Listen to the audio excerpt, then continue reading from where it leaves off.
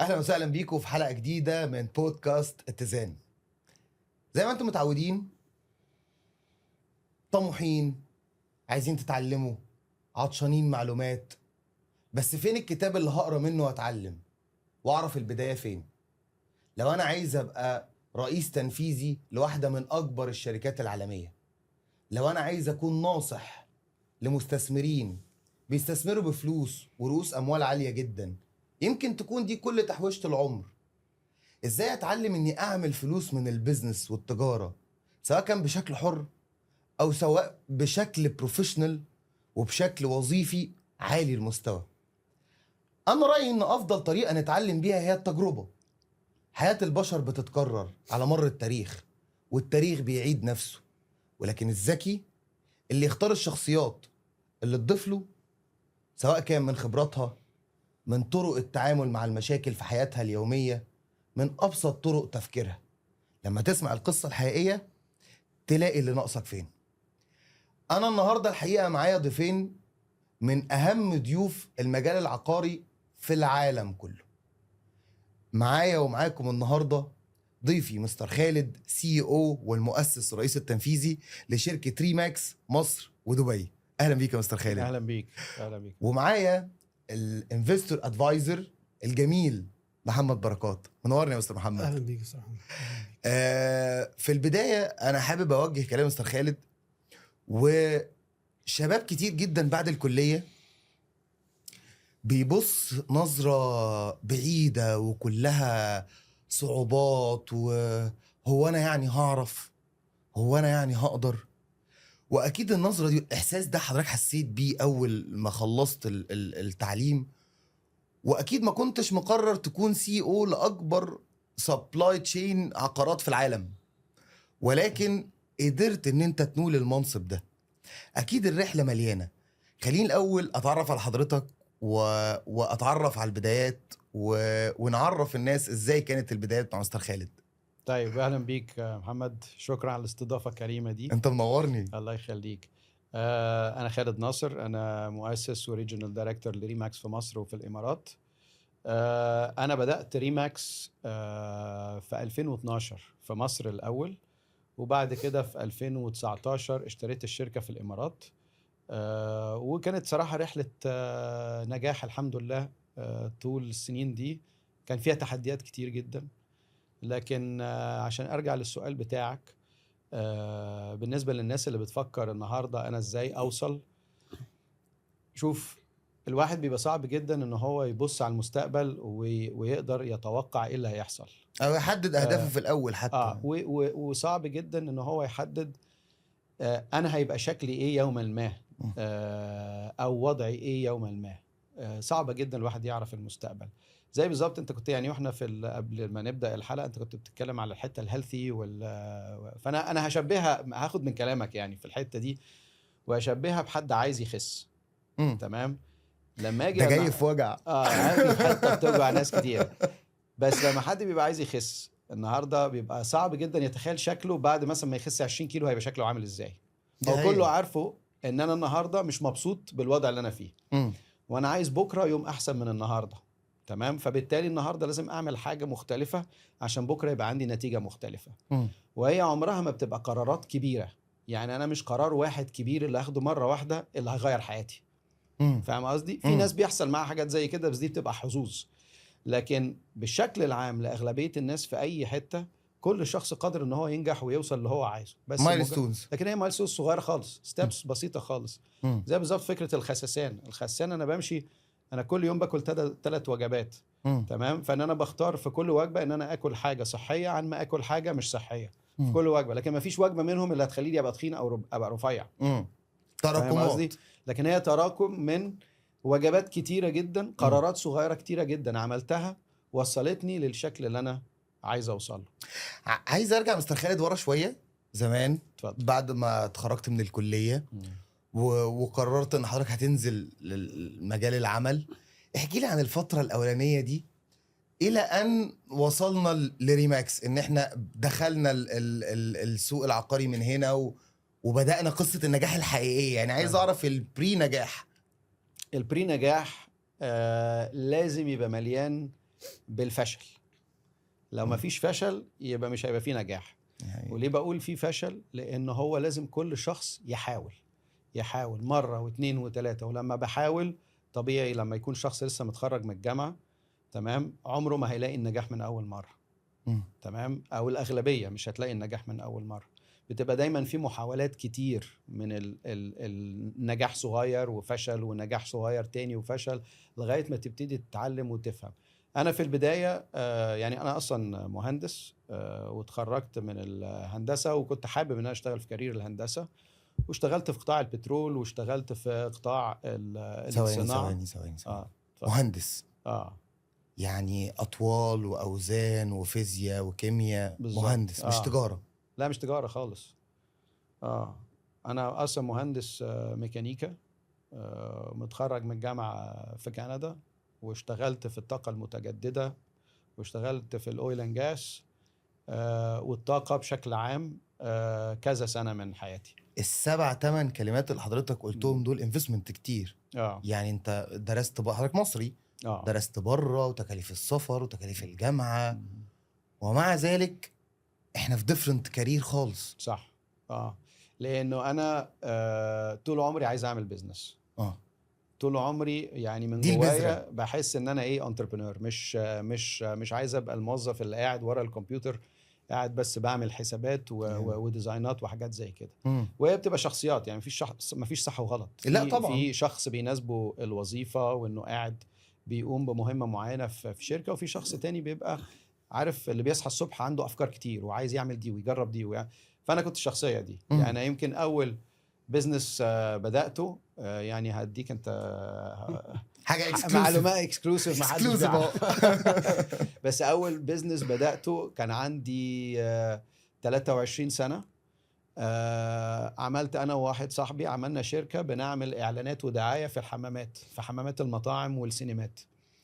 وانا اصلا مهندس وبدرس هندسه وطاقه وميكانيكا وفيزياء وكيمياء وبشتغل اوريدي في الهندسه. يعني مفيش حته كرييتيف، مفيش حته خالص. انا مش أبعد ما كريتيف خالص. يكون. انا بس مجرد ان احنا كنا بنشوف انه نفسنا كنا نخش انا وصاحبي في المجال بتاع الادفرتايزنج ده، بنشوف انه في بوتنشال كويس وفي فلوس كويسه وبتاع، فقلنا طب ما نيجي نجرب، بس هنخش ازاي بزاويه مختلفه عن بقيه الناس. يعني في شركات متوحشه في عالم الدعايه والاعلان، واحنا ما عندناش اي اكسبيرينس في القصه دي. فدخلنا ان احنا نخش في حته مفيش حد بيبقى موجود فيها، وكده كده اي حد بيخش الحمام بيبقى قاعد له جوه يعني شويه يعني وقت هو براكتيكلي في المولز او في الاماكن العامه اغلى مكان اللي جنب الحمام. براكتيكلي على فكره، يعني علميا يعني. لا وقتها اللي كان اغلى منه اللي جوه الحمام. لان ده الوقت كانت جديده دي. وقتها الفكره ان انت قاعد انت لوحدك صح لمده ايا كان الوقت اللي هتقضيه بقى، لكن انت والاعلان احنا كل محتاجينه من اي حد فيور، محتاجين منه 10 ثواني. فاهم قصدي؟ وصلت له 10 الرساله ثواني تركيز خلاص وصلت الرساله، فبتقدر توصل له. زائد ان بيبقى فيه براندز وكده، شركات بتبقى عايزه توصل مسجات برايفت، سبيشلي مثلا للسيدات بيبقى عايزه اوصل لهم مسجات برايفت. فكان انسب حاجه انه في حته مش متشافه من اي حد. هو ما فيش هنا، مش هيخش رجاله هنا، احنا بنخاطب السيدات، فهو في مكان. كانت فكره متخلفه بس نجحت جدا. بس يعني كريتيف جدا برضه. نجحت جدا. احنا كنا وقتها خدنا مولات كام كتير، سنة سينمات.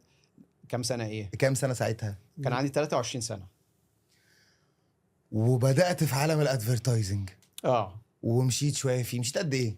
مشينا 3 سنين. لكن انا كنت حبيت ان انا ارجع تاني للانجينيرنج بتاعي، لان انا يعني انا كنت بحب الانجينيرنج، يعني مش بس دخلت انجينيرنج بس علشان حافظ مش فاهم، لا انا كنت بحب الهندسه، فكنت عايز ارجع للكارير بتاعي. فوقتها يعني اديت نصيبي للشريك اللي كان معايا، وانا حبيت اكمل في مجال تاني خالص. بس الحمد لله الشركة يعني كانت نجحت وقتها، وهو كمل وانا دخلت تاني، رجعت في المجال بتاعي. الشركة لسه قائمة؟ الشركة لا، هو اتكعبل بقى بعديها بكده بعدك بكام سنة اتكعبل شوية. ايه اللحظة اللي قررت تجيب البيزنس موديل ده من بره، وليه البيزنس موديل ده بالذات، وتدخله الوطن العربي، وتعمل الاكسبنشن الرهيب ده. النهارده احنا بنتكلم عن اكتر من 40 مكتب في 9 محافظات في مصر، مظبوط. وبنتكلم عن في دبي 13 مكتب دلوقتي في 3 امارات. ده رقم كبير جدا. مم.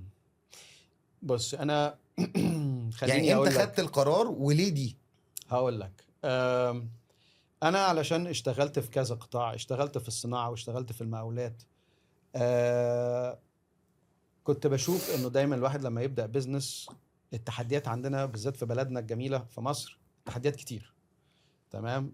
تحديات الصناعه كتير، تحديات المقاولات كتير، تحديات التجاره كتير.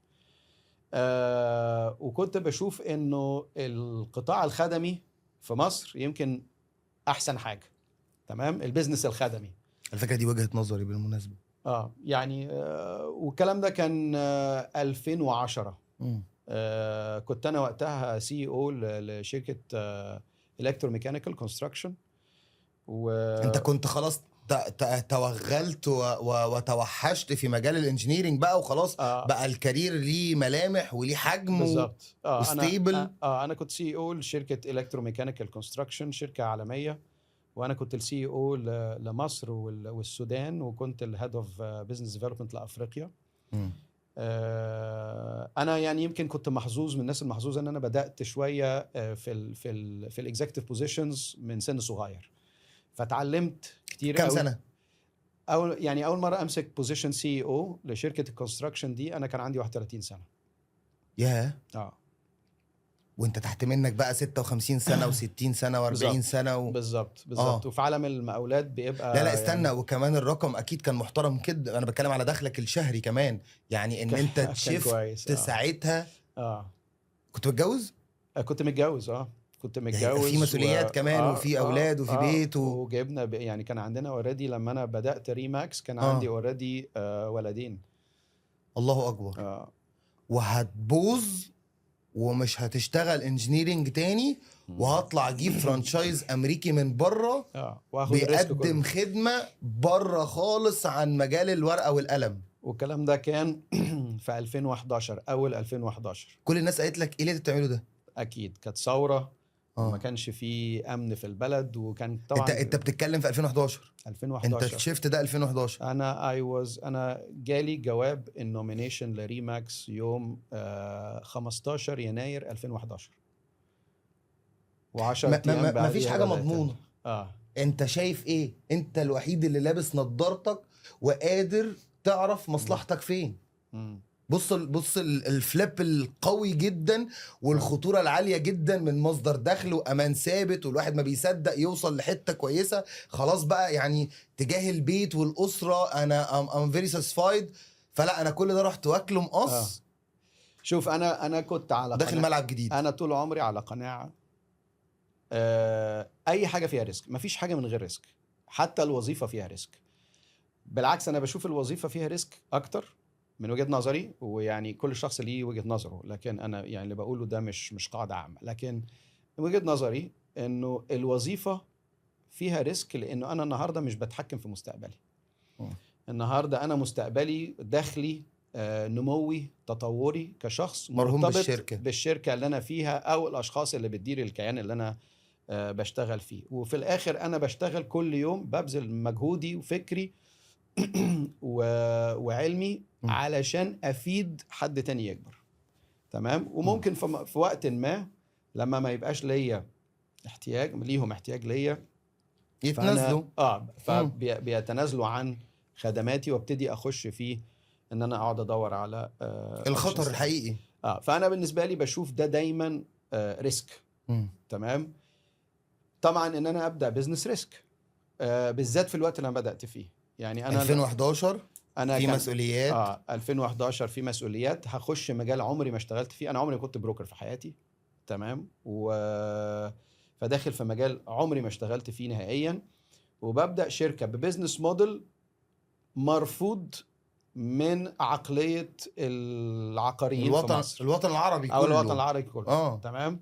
فانا تقريبا كان كل الاوبشنز بتقول لا، هنفشل. كل حاجه. ومفيش حد حواليا يعني من الاصحاب. معلش انا اسف السؤال. . 'انت كام سنه يا ريس دلوقتي؟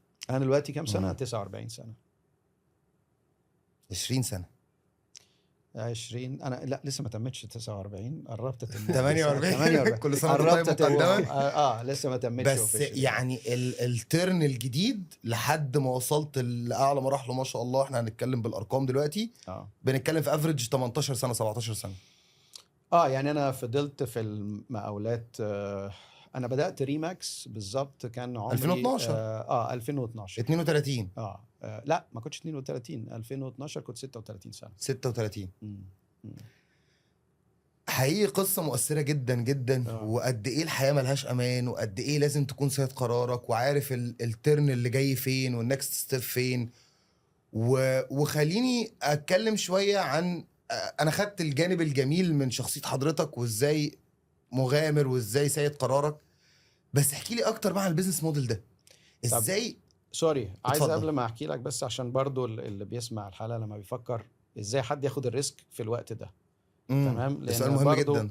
مهمة شوية لانه انا في الوقت ده حتى كان عندي اوبشنز ان انا اخرج من مصر. انا عندي جنسية تانية وعندي اقامة في الامارات من زمان، وكان عندي علاقات في الشرق الاوسط يعني اغلبه بالذات في الخليج بحكم يعني البوزيشن بتاعتي في شركة المقاولات دي. فكان عندي علاقات وكان اتعرض عليا اوبشنز كتيرة في دبي وفي الكويت بديلة. وفي السعودية ان انا اطلع في وقت ما كان في ثورة في مصر ومشاكل في مصر. بس بشكل عام بغض النظر عن الظروف القاسية اللي كانت موجودة وقتها، بس بشكل عام لما انا النهاردة باجي افكر في بيزنس عايز اخش فيه، تمام، انا بفكر بشكل بسيط خالص اللي يخليني اقول طيب انا فعلا اخش اغامر ولا ما غامرش. فاهم قصدي؟ فانا هنا بس المقاومات بتبقى بسيطة. اول سؤال بسأله لنفسي، هل الخدمة اللي انا هقدمها دي او المنتج اللي انا هبيعه ده هيحل مشكلة حقيقية ولا لا؟ يعني في احتياج ولا مفيش احتياج؟ تمام، وهيحل مشكلة ولا مش هيحل مشكلة؟ تمام. والحاجة التانية، طيب لو انا الفاليديشن بتاعت الفكرة.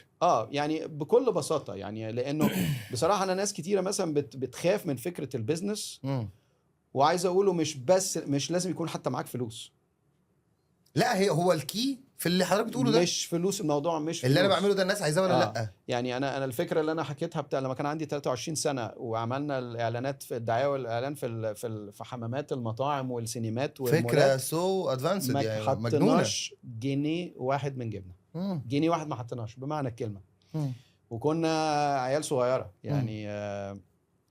لكن النهارده مثلا حتى لما الواحد بيبدا في اي بيزنس بفكر اول سؤال زي ما بقول، هل حل مشكله حقيقيه ولا لا؟ تمام. والسؤال الثاني، هل فيها نمو ولا لا؟ يعني تقدر تكبر. حجم السوق قد ايه؟ الحجم عامل ازاي؟ تمام. والسؤال الثالث، طيب انا علشان عايز اوصل لفين ومحتاج اعمل ايه عشان اوصل لده؟ تمام. وما بحطش خطه طويله الاجل، يعني مش بحط خطه 10 سنين وكلام من ده، بحط خطه سنتين 3 بس ان انا البيزنس بتاعي يقف فقط. اخد المايلستون الجايه، اطلع بس. مجرد البيزنس طلع وقف على رجليه والكاش فلو بقى ايجابي، بقت الشركه بتغطي مصاريفها، يبقى انا تمام. كسبت بقى 20% 30%، مش هو ده اللي انا في الاول بفكر فيه كتير. حجم الجروس قد ايه على قد ما يبقى فيه حجم جروس. بالظبط. انا ببقى بفكر ان انا النهارده في فعلا احتياج. تمام. والنهارده الخدمه اللي انا هقدمها دي او المنتج اللي انا هبيعه ده هيغطي الجاب المطلوبه دي في السوق، سواء بزنس تو بزنس او بزنس تو كونسيومر. تمام، ايا كان، لكن في الاخر في احتياج. تمام. وانه الفكره دي انا شخصيا ما بنجذبش للافكار المحدوده في الحجم. يعني انا بنجذب لفكره يكون فيها اكسبانشن كبير، ممكن الفكره تنمو الى ما لا نهايه يعني، او يعني نموها معتمد على امكانياتنا بقى. لكن كسوق في احتياج كبير. فانا لو ده موجود ببقى منجذب للموضوع. بوتنشال. والحاجه الثالثه، طب انا بقى هوصل ازاي؟ يعني هوصل من النقطه الاولانيه للنقطه ان انا الشركه دي تبقى شايله نفسها ازاي؟ طيب انا عندي بس اكتر من تعليق على مستر خالد. طبعا احنا بنتعلم منه ما شاء الله الريسك. يعني انا كنت بقول ان انا مخاطر ومجازف، ولكن ما شاء الله. هو مستر خالد اولا هو عشان بس حضرتك كنت بتقول في ريسك في الوظيفه، علشان حضرتك كنت برضو CEO، فكنت برضو مسؤول عن موقع ومسؤول عن اماكن مشاريع كبيره مسؤول عن الناس. فكل الموضوع انت المسيطر، ولكن بناء على دراسات، بناء على ارقام، بناء على حاجات معينه هو عاملها.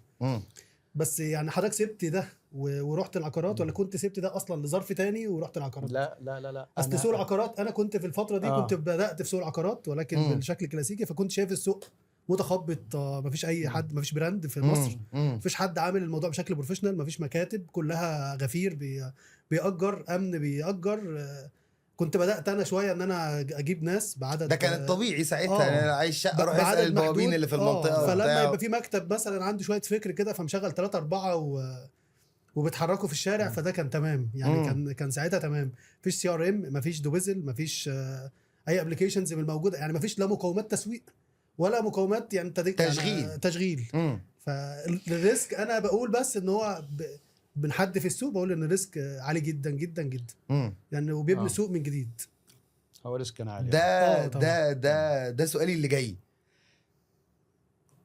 ليه ريماكس؟ ده سؤال حلو. يعني ليه اخترت البيزنس موديل ده تنزله هنا، وازاي شغلته؟ هقول لك. طيب اولا انا كنت عارف ان انا عايز اخش في بيزنس خدمي، تمام. وزي ما كان بركات بيقول انه النهارده السوق شكله عباره عن الاف من شركات تسويق العقار الصغيره. وانا كواحد من بره المجال كنت بشوف فكره التسويق العقاري فكره حلوه جدا يعني. بقارنها بالمقاولات ولا الصناعه ولا غيره، بقول بيزنس الاستثمار فيه صغير خالص، عشان اعمل حته مكتب صغير وعين كام موظف وسكرتاريه ومحاسب واوفيس بوي، موضوع مش محتاج راس مال كبير. لا خالص. فانا كاستثمار قليل، بدي خدمه انا، ولا عندي بقى قروض من بنوك، ولا عندي ولا تكاليف تشغيل، ولا عندي استيراد وتصدير ومشاكل عمله ولا اي حاجه. زيرو. صح. وما كانش لسه ده ساعتها توجه المستثمرين عموما في السوق. يعني هو النهارده بدأ التوجه كأوبر وامازون يفكر في الموضوع الخدمي من غير ما يعمل يعني. بالظبط. فده ما كانش ساعتها توجه. فشايف طبيعه البيزنس شكلها اتراكتيف علشان الريسك بتاعها قليل، وفي نفس الوقت العائد المادي بتاعها عالي. يعني النهارده بيقفل ديل حتى وقتها 2011 و12 وكده من 2 ل 4% تقريبا من سعر الوحده. لما النهارده البروكر بياخد نسبه من قيمه العقار، تمام، حتى وقتها كانت قيمه كويسه جدا. تمام. والميزه الثانيه كان من وجهه نظري ان انا النهارده قيمه العقار بتطلع مع التضخم السنوي اللي عندنا في البلد، تمام. فانا النهارده وانا نسبه من قيمه العقار، يعني مش محتاج اروح اتخانق مع العميل في السعر زاد والسعر قل. يعني لو ببيع مثلا عربيات، العميل النهارده كانت العربيه مثلا ب 200,000 جنيه، دلوقتي العربيه ب 250,000 جنيه. العملاء بتتخانق وتتشد وازاي تمام. طبعا احنا عدينا المراحل دي بشويه، لكن في التسويق العقاري هي برسنتج معروفه، خلينا نقول كرينج، تمام، ومقبول للمجتمع، فما فيهوش خناق، فانا الدخل بيزيد بشكل مستمر. بس انا كان سؤالي كبير من واحد بره بقى المجال لسه، طب هو ما دام شكل البيزنس ده حلو قوي كده، ليه عندنا في مصر آلاف من الشركات الصغيره خالص لكن ما عندناش كيانات كبيره؟ كان سؤال محيرني جدا. الفرصه، شفت الفرصه هنا بقى. اكيد في مشكله اللي مش مخليه الناس دي تكبر. وقتها قعدت اتكلم بقى مع اصدقاء في شغالين في المجال، ناس بعرفها هنا او هنا، اسالهم، بحاول افهم عن طبيعه البيزنس بتاع التسويق العقاري، لان انا كنت في العالم. انت جاي لا انا بتكلم في مصر. بتكلم في مصر تحديدا، لان انا ما كنتش فاهم ولا حاجه في الموضوع، تمام. ومش عايش في مصر اصلا. ما كنتش عايش في مصر قبليها فتره كبيره، تمام. فانا بحاول افهم ايه هي التحديات بتاعه البيزنس. الناس كلها كانت دايما تكلمني منظور السيلز، البيع والعميل ومشاكل العقود وما بيدفعش وما بيعملش. انا بالنسبه لي عميل ما دفعش عموله، طب ما انت بيزنسز كتيره بيبقى فيها نوع من انواع التعثر بتاع العملاء. يعني ده مش حاجه توقف بيزنس او تكبر بيزنس. فاهم قصدي؟ فكنت بلاقي ان دايما الاجابات بالنسبه لي، الاقي ان الاجابات محدوده قوي لاغلب الناس اللي بتشتغل في القطاع بتاع التسويق العقاري. لكن حلت لك المعادله دي ريماكس لما لقيتها؟ لا، انا اللي لقيته في الاول المشكله الحقيقيه من كتر القصص سمعتها، ان المشكله الحقيقيه في السيلز ايجنتس اللي بيشتغلوا في الشركات. يعني المستشار العقاري اللي شغال جوه الشركه، الموظف اللي بيروح يقابل العميل يفرجه على وحده ويبيع له الوحده ويتفاوض معاه وكده. المشكله الحقيقيه في الموظفين دول. هو سمسار يا فندم، هو مش مستشار عقاري خالص. يعني هو فترة ده كان سمسار. الفتره ده كان سمسار. بس اه صاحب الشركه بيكون مم. شركه ويعين موظفين عشان مم. يقابلوا العملاء ويروحوا يبيعوا لهم العقارات ويساعدوهم ويأجروا لهم عقارات وكده.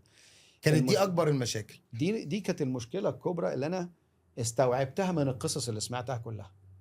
تمام، انه المشكله هنا ولا هي مشكله عميل بيشتري، ولا هي مشكله عميل بيبيع، ولا عميل رافع سعر وحدته قوي، ولا عميل ما دفعش عموله، ولا ان احنا في مصر، واحنا في مصر لسه ما عندناش ترخيص للمهنه بتاعه التسويق العقاري، ويعني ما عندناش لسه جهه تنظم القطاع ده.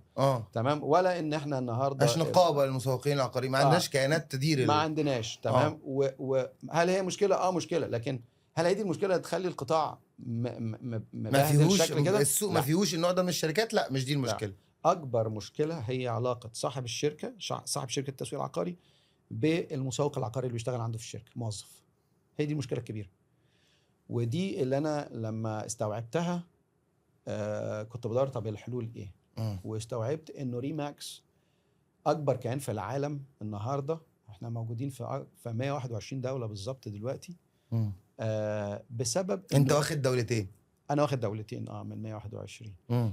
بسبب انه ريماكس كانت الشركه لما تاسست سنه 73 في امريكا، اتاسست بفكره بسيطه خالص، انه احنا هناسس شركه بدل ما احنا بنخدم البايع والمشتري، احنا هناسس شركه عشان نخدم الوسيط العقاري نفسه، نساعده ينجح، ولو علمناه ودربناه واهلناه وساعدناه ينجح، هو بالتالي هيساعد العملاء بتاعته احسن.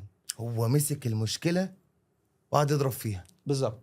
فريماكس ركزت على الايجنت، مش الباير والسيلر، ان هي تعلي الايجنت. لو علت كالب الايجنت بالتالي الخدمه اللي هتوصل للباير والسيلر احسن بكتير. فبقى العميل الدايركت اللي عليه تركيز، والشركه كلها اتكونت بكل مقوماتها عشان تساعد الايجنت فقط. والايجنت هو اللي بيشتغل مع الباير والسيلر عشان يساعد الباير والسيلر. هي دي الاستراتيجيك فيجن. بس هي دي الفكره البسيطه دي، او الشفت البسيط خالص في الفكر سنه 73 في امريكا، ريماكس غيرت شكل الريل استيت بروكرج في امريكا وكندا ولاتين امريكا واوروبا، او غرب اوروبا تحديدا، من سنه 73 لحد يومنا. والسوق ده بالتحديد، السوق الامريكي هو اكبر سوق عقارات في العالم. أكبر سوق يعني هو فاحسن منظمين تلاقيهم هناك. بالظبط. فشفت الاوبورتيونيتي اند يو كاتش ات. فانا يعني كان في وقت ما انا جيت ابدا، كان في براندين امريكاني اوريدي بداوا في مصر قبلينا بيمكن 10 11 سنه، لكن اخذوا براندز الامريكاني واشتغلوا بالنظام المصري برضه فالنمو بتاعهم ما كانش كبير. وانا كحد جاي من بره خالص، بقى بره المجال وماليش مش مسوق عقاري. تمام. فانا كنت جاي بفكر فكر مختلف خالص، وقلت انا النهارده بدل ما انافس الناس المحترفه زي بركات، تمام، لا انا اعمل حاجه اللي هو ما عندوش وقت يعملها. تمام. وهو يضيف لي اللي انا ما بعملوش.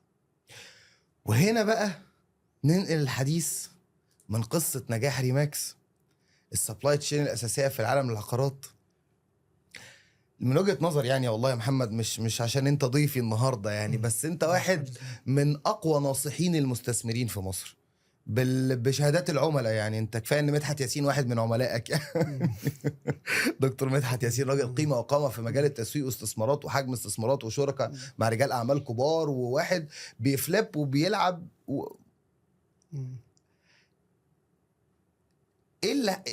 يعني ريماكس حلت معاك ايه؟ واشمعنى اخترت النوع ده من البيزنس موديل انك تشتغل بيه؟ وازاي ده فادك مع المستثمرين اللي بتكلمهم؟ يعني احكي لي بقى كراجل انت خبير في النصح والارشاد للمستثمرين بشكل بقى عام، لما ركبت ده في الشركة عندك، الاوبشن ده لما ركبته لشركتك او بدأت تتعامل بيه مع الموظفين بتوعك والمستثمرين بتوعك، فادك ازاي؟ هو بشكل عام المشكله مش مشكله محمد بركات، هو مشكله سوق كامل. احنا زي مستر خالد ما كان قال مره، احنا في تقريبا 6500 شركه بروكر موجوده في مصر. احنا ممكن لو اي حد عادي كده يعد لي اسماء 5 شركات، ما فيش حد يعرف يعد 5 شركات في مصر معروفه كبروكرج في المجال ده. في المجال ده. ولما تيجي تتكلم مع حد حتى في المجال نفسه وبقى له اكتر من 10 و12 سنه في المجال، وتيجي تقول له اديني 10 اسماء بس شركات عقارات في مصر، مش هيكون عنده العدد. العدد هيكون مش مظبوط. ليه؟ يعني انت كده بتتكلم على نسبه، ما فيش اصلا نسبه ما بين العدد الاجمالي اللي موجود. فنسبه الفشل كبيره جدا عن نسبه النجاح كأي شركة بروكر ناشئة جديدة في السوق. طبعا ما حدش ساندها، طالعه بوحدها بفيجن السي او مديرها. طبعا. وشركات البروكر بالاخص ان الخبره فيها مش هي العامل بتاع النجاح خالص، مالهاش علاقه. يعني انا بقالي 12 سنه تقريبا في المجال واكتر. في فترات كنت شغال وانا في المدرسه وانا في الثانوي كنت في الساحل وشغال في البروكرج برضو. فيعني كان مريت بنفس التجربه. وكانت الفترة دي يعني كنت برضو بشوف ناس مكاتب عقارات، وكنت بشوف ناس قديمة. لحد دلوقتي أنا شايف الناس القديمة زي ما هي قديمة وبنفس المستوى بتاعها وبنفس الشكل بتاعه. اللي شغال لوحده شغال لوحده، واللي عارف يعمل تيم 3 4 طبعا مش محافظ عليهم. هو سنة بيكون معاه ناس وبعد كده سنة بيجيب معاه ناس تانية تساعده، وبيفضل الجو كده. الموضوع كله متخبط، لأن هو في الآخر زي مستر خالد ما قال، هو مفيش جايد لاين. مفيش جايد لاين. فكره. وصاحب الشركة هو منغمس في الاوبريشن بتاع الشركة وبيقفل ديل هو بنفسه يعني بيدخل في هاسل، فهو مش فاضي ان هو يكون الشركه اصلا. فدي اكتر عامل شايفه في مشاكل في سوق العقارات في مصر. وشايف طبعا ريماكس، او يعني انا بقول ليه ريماكس برضو عشان مختلف. انا بالنسبه لي انا عضو جديد انا فرانشايز اونر في ريماكس. انت كراجل انفستور ادفايزر قررت تاخد شير من ريماكس او فرانشايز من ريماكس، من البيزنس موديل ده، من التفكير ده، من طريقه الشغل دي، عشان تابجريدك وتساعدك انت والتيم معاك. قولي اكتر مشكله كانت وجعاك وريماكس حلت معاك. هو الموضوع مش مشكله واحده، الموضوع مشاكل كتير بتسبب ان انت ما بتكبرش، ان انت حجمك اكبر ثابت. مشكله الايجنت، خلينا متفقين. اكبر مشكله الايجنت طبعا. قول لي حلت معاك ازاي، يعني قول لي ايه اللي دقته بعد ما خدت الفرانشايز. اكتر حاجه دقتها في ريماكس ان فعلا هي شغاله وين وين وين سيتويشن. يعني هي فعلا العميل كسبان، الايجنت كسبان، حلو قوي التعبير ده. البراند نفسه كسبان. طبعا البراند نفسه كسبان من الجوده في الاخر بتاعت المنتج اجمالي. يعني انا في الاخر لما انا الايجنت بتاعي يكون هو تركيز مش تركيز محمد كفرنشايز اونر، تركيز ريماكس ايجيبت وتركيز ريماكس اصلا. وكل المحور اللي احنا كلنا بنتحرك فيه هو بنخدم الشخص ده. فهو في الاخر هو مين اللي بيتعامل مع العميل؟ انا ما بتعاملش مع عميل دلوقتي بقالي 5-6 سنين مثلا. ولكن في يعني حاليا دلوقتي هو اللي بيخدم العميل الوحيد هو الايجنت.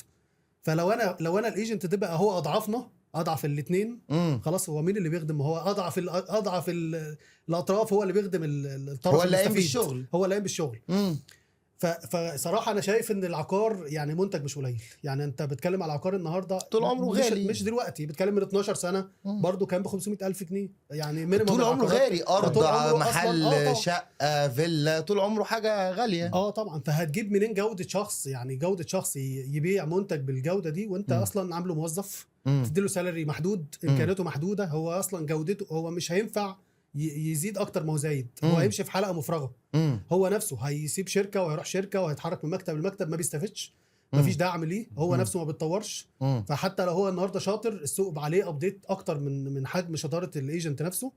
فالسوق بيتغير وهو ثابت ما بيتغيرش. فخلاص اما موديل ريماكس شايفه طبعا هو الدعم كله هو الايجنت.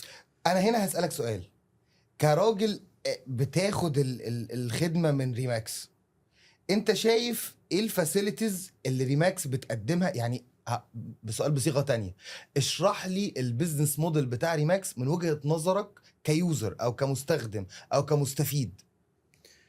هو اكتر حاجه ممكن اشرحها في البيزنس موديل ان هو فعلا بيزنس موديل فير لكل الاطراف. يعني هو لما حاجه تبدا بالكونسبت ده اصلا هو خلاص اوريدي. يعني انا ايجنت مش فاهم حاجه، تمام، عايز اتعلم عقارات، رحت اشتغلت عند محمد بركات في شركته. هو محمد بركات بقى واخد ريماكس. انا هديك بريف. انت دلوقتي انت عندك اللي بياخد الفرانشايز زي محمد بركات صاحب البيزنس، وعندك الايجنت اللي بيشتغل معاك. تمام. فعندك ايه طرفين هنا بيخشوا اعضاء جوه ريماكس، كل واحد ليه استفاده مختلفه. اوكي، هبدا بالاستفاده بتاعت الفرانشايز اونرز. انت سالت بركات انت بتستفيد ايه؟ شوف، بالنسبه لصاحب البيزنس، وهاخد هنا الكيس بتاعت محمد بركات. تمام، النهارده اصحاب شركات التسويق العقاري اللي بتشتغل بالشكل التقليدي في بلدنا بالظبط كده عامل زي دكتور فاتح عياده بيعالج المرضى. خلاص، بيعالج المرضى بنفسه، وممكن يكون دكتور شاطر واسمه كبير زي مثلا محمد بركات عنده خبره كبيره. خلاص، بيبقى معاه دكاتره مساعدين. مفهوم. الفكره ان الدكتور المساعد ده مش هيعيش طول عمره دكتور مساعد. هي فتره جاي يتعلم من الشخص الاسم الكبير. تمام، جاي يتعلم منه ويبني شويه علاقات مع بعض العملاء بتوع الدكتور الرئيسي. وبعد كده مع الوقت يروح يفتح عيادته ويبتدي يباشر المهنه بتاعته لوحده اندبندنت زي ما كلنا عمل بالظبط. فبيفضل الدكتور صاحب العياده ده مهما عدى عليه العمر، هو في الاخر بيفضل لازم ينزل يشتغل بنفسه عشان يدخل دخل. وبص مستر خالد، هو برضو معلش هو واصله الفكره. فانا بحاول اوصل له الفكره بشكل مبسط. اوكي. لما تيجي تبص بقى على سيناريو المستشفى، صاحب المستشفى محتاج يبقى دكتور ولا لا؟ مش شرط. مش شرط. ليه؟ لأنه هو ما بيعالجش المرضى بنفسه. صاحب المستشفى هو شخص بيستثمر في انفراستراكشر، في بنية تحتية للمستشفى اللي عندها إمكانيات كبيرة الدكتور لوحده ما يقدرش يوفرها. تمام. وصاحب المستشفى هنا ومنظومة المستشفى بتدي الخدمة، تفتكر لمين؟ للدكاترة. بالظبط كده، الله ينور عليك. بتدي الخدمه للدكتور مش للمريض. بتبيع المستشفى فيرست هاند بتبيع للدكتور، بتخدم الدكتور سكند هاند بيبيع للمريض. الله، توصيف لذيذ جدا. تمام. فهنا احنا النهارده بركات لما بياخد فرانشايز ريماكس بنساعده يحول البيزنس بتاعه من عياده معتمد عليه هو كشخص الى مستشفى بيبني منظومه متكامله مش معتمد عليه هو كشخص. فاهم قصدي؟ بيبقى الشركه بتتقلب كوربريت انتيتي، وبنساعده انه كل سنه شركته تنمو وتكبر، واعداد الايجنتس بتوعه ينمو ويكبروا، وامكانياتهم ومهاراتهم وتاهيلهم يزيد ويتطور عشان يقدروا يخدموا العملاء بتاعتهم افضل. فهنا احنا بنشتغل على، يعني احنا بيزنس that builds businesses، وهو بيزنس بيبني البيزنس بتاع الايجنت، والايجنت بيساعد العميل اللي بيبيع وبيشتري عشان في الاخر نوصل لاحسن خدمه توصل للعميل اللي بيبيع وبيشتري. هو في تعقيبا بس عشان مستر محمد كان بيقول حاجه مهمه، ان زي ما كل شغلانه بيحصل فيها نفس السيناريو، ان انت ايجنت بيدخل فبيتعلم فبيطلع يشتغل في مكان تاني، ولكن في العقارات السوق مختلف. هو يعني في حته بس مختلف فيها مع مستر خالد، اللي هي والدكتور هو اصلا اوريدي واخد 6 سنين كليه طب واشتغل امتياز، فهو من اول يوم بيأدي في المكان اللي هو شغال فيه. فمن اول يوم بيعمل خدمه بيعرف يعملها كويس وشاطر فيها، ولكن على نطاق محدود. فالدعم لما بيجي له من مدير المستشفى فبيجي له دعم مساعد مش دعم رئيسي. غير الايجنت في العقارات هو اصلا جاي ما يعرفش حاجه خالص، جاي لك فريش، فانت بيستهلكك. عشان كده عايز التوصيف من ناحيتين عشان تبان الرؤيه كامله. انا بحاول اشرح ايه الستراكشر، انا بحاول اشرح ستراكشر. فاهمك. لكن هو طبعا كلامه مظبوط. النهارده الدكتور اللي بيشتغل في مستشفى او عنده عياده ده شخص مؤهلته ده اشتغل سنين ودرس كتير ومؤهلاته مختلفه خالص، وقادر ينزل يشتغل سواء كان بامكانيات او من غير امكانيات. هو من قبل ما يجي لك هو خد اصلا. انما انت هنا بتتكلم عن واحد من غير امكانيات خالص وجاي لك وبيقعد معاك 3 شهور وممكن 6 شهور، ممكن تستحمله سنه، وممكن بعد في الاخر ما يشتغلش. احكي لي اكتر، استفيد. يعني انا عايز اوصل الحته دي بس. وبعد كده ممكن تديله سالري لمده سنه وفي الاخر ما يقفلش ديل وشكرا. وممكن يقفل ديل بعد 6 شهور ويجي اول ما بيقفل ديلين 3 يقول لك برضو ايه شكرا. فاهمني؟ هو خلاص الراجل بقى كويس وبقى بيعرف يقفل ديلات، وانت اديته العلاقات بتاعتك واديته خلاص بقى انت راجل شغال معاك فبيساعدك، فانت بتديله اللي عندك من معلومات، من علاقات، من طريقه تشغيل، عارف المنطقه وعارف فدايما هو ده تكرار الخطأ بتاع شركات العقارات يعني انا شايفها الصغيره هي كلها مشاكلها بتتكرر. اللي انا شايفه بقى ممكن يكون هو الحاجه اللي فعلا اضافه جدا من ريماكس، ان انت دايما انت مالكش حجم، انت حجمك يعني انت بتبقى بادئ فعلا بالحجم ده، فخلاص انا ربنا كرمني وبقيت بعرف ابيع ب1 مليون جنيه في السنه. طب ما يلا بينا نبيع ب2 مليون جنيه في السنه. طب انا ازاي بقى؟ ازاي؟ ما هو احنا عندنا بزنس ديفلوبمنت شغال، بس خلينا بيطور هشرح لك. بيطورها من الايجنت. هقول. اتفضل بص، اتفضل. الفرانشايز اونرز والايجنتس، شوف هبسط لك الفكره. الناس اللي بتشتغل في ريماكس او في التسويق العقاري، اوكي، ده زي ما قلت ده بيزنس خدمي. عشان شخص ينجح في اي خدمه في 3 عوامل لازم تلتقي مع بعض. ايه هم بقى؟ اول عامل، لازم الشخص يكون عنده التزام انه هينجح، هو جاي عايز ينجح. يعني لو شخص مش عايز ينجح، باشنت، عنده شغف، لو هو ما عندوش شغف مهما عملت معاه مش هيفلح، ما تفرقش. تمام، مش هيوصل لحاجه. لكن لو شخص عنده الشغف وبيحاول، ودي بنشوفها عند شركات كتيره جدا عندهم ايجنتس كويسه وبتعافر، بس بينقصهم العلم، بينقصهم الخبره، بينقصهم التطوير. لو شخص عنده الشغف وعنده الالتزام للنجاح، مستعد يشتغل على نفسه وعنده طموح وجعان عايز ينجح، لازم علشان يتطور وينجح لازم يجي معاه العنصر التاني اللي هو العلم. يعني انت عايز الشخص الصح ومعاه العلم او النوليدج الصح اللي تطوره. مش العلم المقصود بيه برضه علم العقارات، يعني عشان يعني علم حاجات كتير. يعني لما نقول يعني بنتكلم في بيرسونال سكيلز، وبنتكلم برضه في نوليدج عن العقارات. تمام.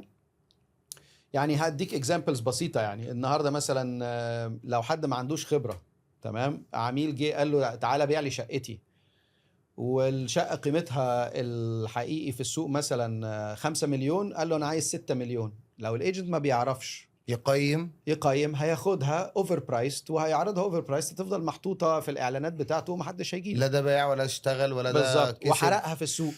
فاهم قصدي؟ لكن الايجنت لازم ياخد تريننج ازاي يقيم عقار، ده الف ب. تمام. النهارده انا خدت شقه ابيعها، زي ما هاخد فيلا ابيعها، زي هاخد محل، زي ما هاخد قطعه ارض فاضيه، التسويق بتاع كل الحاجات دي واحد؟ اكيد لا. لانه المشتري اللي بيشتري كل حاجه من دول بيختلف. فلازم الايجنت المحترف لازم يتعلم يعني ايه تسويق عقاري اصلا. هي اصلا اسم المهنه تسويق عقاري. تمام. فتفاصيل كتير. فانا عايز الشخص الصح وعنده النوليدج، عنده العلم الصح والتولز. تمام. والحاجه الثالثه التولز الصح. تمام. النهارده انا زي التولز مثلا تكنولوجي. تمام. انت النهارده ما نقدرش نعيش من غير تكنولوجي. كنا بنروح زي ده، بدي اكزامبل دايما في التريننج، كنا زمان بنروح نقف على محطه المترو نستنى المترو بالساعه. تمام. وهتفضل قاعد. النهارده تيجي تطلب اوبر، لو اوبر هيجي لك بعد 10 دقائق بتكنسل الرحله عشان مستني عربيه تجي لك بعد دقيقتين، مش مستعد فالكونسيومر النهارده البيهيفير بتاعه اتغير، والحياه بقت اسرع كتير. ولسه الاجيال اللي جايه طبعا احنا بنعمل بودكاست ده عشانهم. لسه الاجيال اللي بسبب التكنولوجي. فالنهارده التكنولوجي از امبورتنت تول. البراند النهارده، انا لما بخبط على مستثمر كبير ولا شركه كبيره بقول لهم صباح الخير انا خالد ناصر للعقارات. مين خالد ناصر للعقارات؟ لكن لما يقول انا صباح الخير انا ريماكس، انا اكبر شركه تسويق عقاري في العالم، تمام، ببان كتيره هتتفتح لي ما اقدرش افتحها لوحدي. فاهم؟ انا بديك اكزامبلز. والعميل مستر خالد والله ليه حق للتخوف بتاعه. طبعا. يعني هو بيتعامل مع اشخاص كتير، فمش عارف مين الكويس ومين اللي مش كويس. والدوشه حوالين العقارات وحوالين المسوق العقاري او السمسار كتير.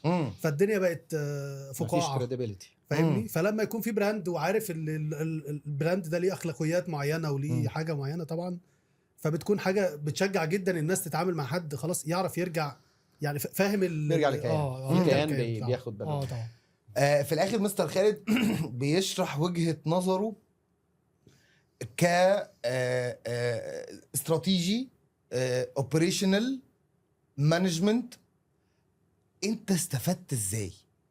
يعني احكي لي تأثير ده عليك، سواء كان تجاه العميل اللي بتنصحه، سواء كان تجاه الايجنت واستمراريته في الشغل معاك. يعني انا عايز اخدها منك كمستهلك بقى للفرانشايز براند ده، او للخدمة دي، او للنوع ده من طريقة الشغل او التطوير في مجال التسويق العقاري كمجمل. يعني استفدت ازاي؟ استفدت ان انا طورت، حسيت فعلا ان يعني هو الحمد لله انا كنت بحاول اطور نفسي على قد ما بقدر، ولكن كلها محاولات، ممكن منها ينجح وممكن منها يفشل وممكن منها ما يكملش بسبب حاجات كتير. فانا بالنسبه لي انا شايف اكتر حاجه كانت كانت بالنسبه لي بوتنشال في ريماكس. انا طبعا كنت هتعاقد مع ريماكس من فتره، يعني فتره مسبقه، ودرست الموديل كويس جدا، وبرضه نفس الكلام درست كذا حد من الناس المعروفه في السوق في الوقت الحالي. وطبعا انا بوجودي في العقارات فشايف ان اللي كان موجود الاثبت والادوم واللي هو فعلا الحاجه اللي يعني اللي بتحل واللي بتحل مشاكل الايجنت اللي موجودين دلوقتي في السوق هي في الموديل ده. اي حاجه تانية حاجه مؤقته وبتاخد الزوبعه بتاعتها، وانا شايفها يعني ايه ان شاء الله تنجح وكل حاجه، بس انا بالنسبه لي كان ده الاحسن لي في ان انا اكبر التيم بتاعي، كان ده الامن بالنسبه في لي ان انا اكبر التيم بتاعي واحقق طموح كل حد موجود معايا في التيم عايز يكبر. يعني انا الموديل بتاع ريماكس عنده برضو مرونه في ان انت ممكن يكون عندك ايجنت شاطر جدا وعايز يزيد اكتر من كده، فممكن نعمل له، ممكن اخليه تيم ليدر فيكون فريق ممكن برضو يكبر اكتر وياخد لحد 80% من الكوميشن زي مستر خالد ما قال. هو مركز اكتر على الايجنت. يعني انا كفرانشايز انا شغلي كله بتعلم وبزود وباخد سبورت من ريماكس ايجيبت عشان الايجنت برضه والتكنولوجي تولز عشان هو يكبر، لان هو لما يكبر ويكبر اكتر ويعمل تيم اكبر هو بيوصل في الاخر العائد لكل الناس. ولكن كلنا بنستفيد بعدل، يعني كلنا بنستفيد بشكل كويس. فكان دايما في العقارات من ساعه ما بدات في العقارات انا كان فكري في العقارات كله ان انا احاول يعني اشتغل كحد. كنت شغال الاول في مسوق عقاري لمده 5-6 سنين، وبعد كده بدات ان انا اعمل شركه واكون تيم واكون ناس، ما بقتش بنزل بنفسي، ولكن بدات اعمل محافظ استثماريه، والمحافظ بدات الحمد لله ربنا يكرم وبتكسب وبتتحرك. فكنت شايف ان التسويق اهم من المحافظ واهم من يعني. وعندي برضو شركه اداره خدمات اصول اداره اصول واداره وحدات فندقيه، وشايف ان العقارات بوتنشال لكل السوق دلوقتي. فيعني البيزنس موديل بتاع ريماكس لما عملت له ابجريد عندك في الشركه فخلاص خلاك انت مثلا تبقى فاضي اكتر للمحافظ وللعملاء الكبار تفليب معاهم، او والصغيرين شغالين وبيكبروا وبيتطوروا عندهم التولز العلميه والخدميه. وانا نفسي بتطور، وانا نفسي باخد تريننج مستمر في ريماكس ان انا ازاي اطور التيم بتاعي واطور الفريق بتاعي بشكل اكتر. كمان بتاخد مانجمنت طبعا بشكل اكبر. فشايفه بالنسبه لي فير للاطراف بشكل كويس جدا. انفليشن وظروف اقتصاديه موجوده، تصدير العقار موجود، فكره مطروحه من ضمن الافكار. بما انك في سوق مصر وفي سوق دبي، لو هنوصف السوق ده وهنوصف السوق ده ومين يصدر لمين، يعني ترشح لهنا يشتري هناك ولا ترشح هناك يشتري هنا؟ شايفها ازاي يعني بما انك ماسك الابر هاند في الحتة دي؟ طيب انا مش هرشح عشان نفضل محايدين. اوكي لا انا بتكلم على الاسواق يعني. خليني اقول لك هو بص، هو في الاخر حاجات اسس بتخلي بلد تنجح في موضوع تصدير العقار وبلد تتكعبل شويه في الموضوع ما تبقاش عندها القدره على التصدير، او يعني يكون ايه، يعني يكون بيتصدر بس بليميتس ما يبقاش البوتنشال بتاعها. وصراحه يعني الامارات كانت اشطر من مصر في الحته دي بكتير انها تصدر العقار. طبعا طبعا في عوامل اقتصاديه ومختلفه ما بين البلدين، يعني احنا مش هينفع نقارن قوي، كل مكان ليه ميزه وعيب. تمام، بس يمكن في حته تصدير العقار تحديدا دبي شاطره فيها، الامارات طبعا في الحته دي شاطرين جدا جدا عن مصر. تمام. على رأي وصف مستر محمد نجاتي اكبر شركه ناشئه في العالم دبي دي. دي حقيقه. لكن في اسس مصر لو اتبعتها هتحسن كتير جدا من ملف تصدير العقار. تمام. وعلى رأسهم موضوع التسجيل العقارات. يعني النهارده احنا الجزء القانوني، انت مثلا هديك اكزامبلز، مثلا في دبي مثلا النهارده في عندك جهه تابعه للدوله هي المنظمه للقطاع العقاري بالكامل وبيضمن حقوق كل طرف من الاطراف، سواء كان عميل بيشتري او كان عميل بيبيع او بروكر او ديفلوبر.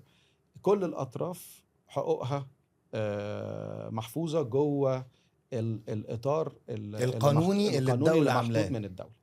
تمام. بالاضافه اهم حاجه النهارده، لو انا النهارده لما تقول تصدير عقار، يعني انت بتتكلم على ناس اللي عايش في اوروبا واللي عايش في امريكا واللي عايش في اسيا وكده، بيبعت فلوس من بلده عشان يشتري عقار عندك في البلد. تمام. هو عنده مليون اوبشن موجود، يعني هو ممكن يشتري في في اوروبا، بلده. وممكن يشتري في بلده، وممكن يشتري في امريكا. يعني اي حد معاه فلوس صح. عايز يستثمر عنده اوبشنز كتير جدا. تمام. وكل بلد بتنافس التانية باشكال مختلفه.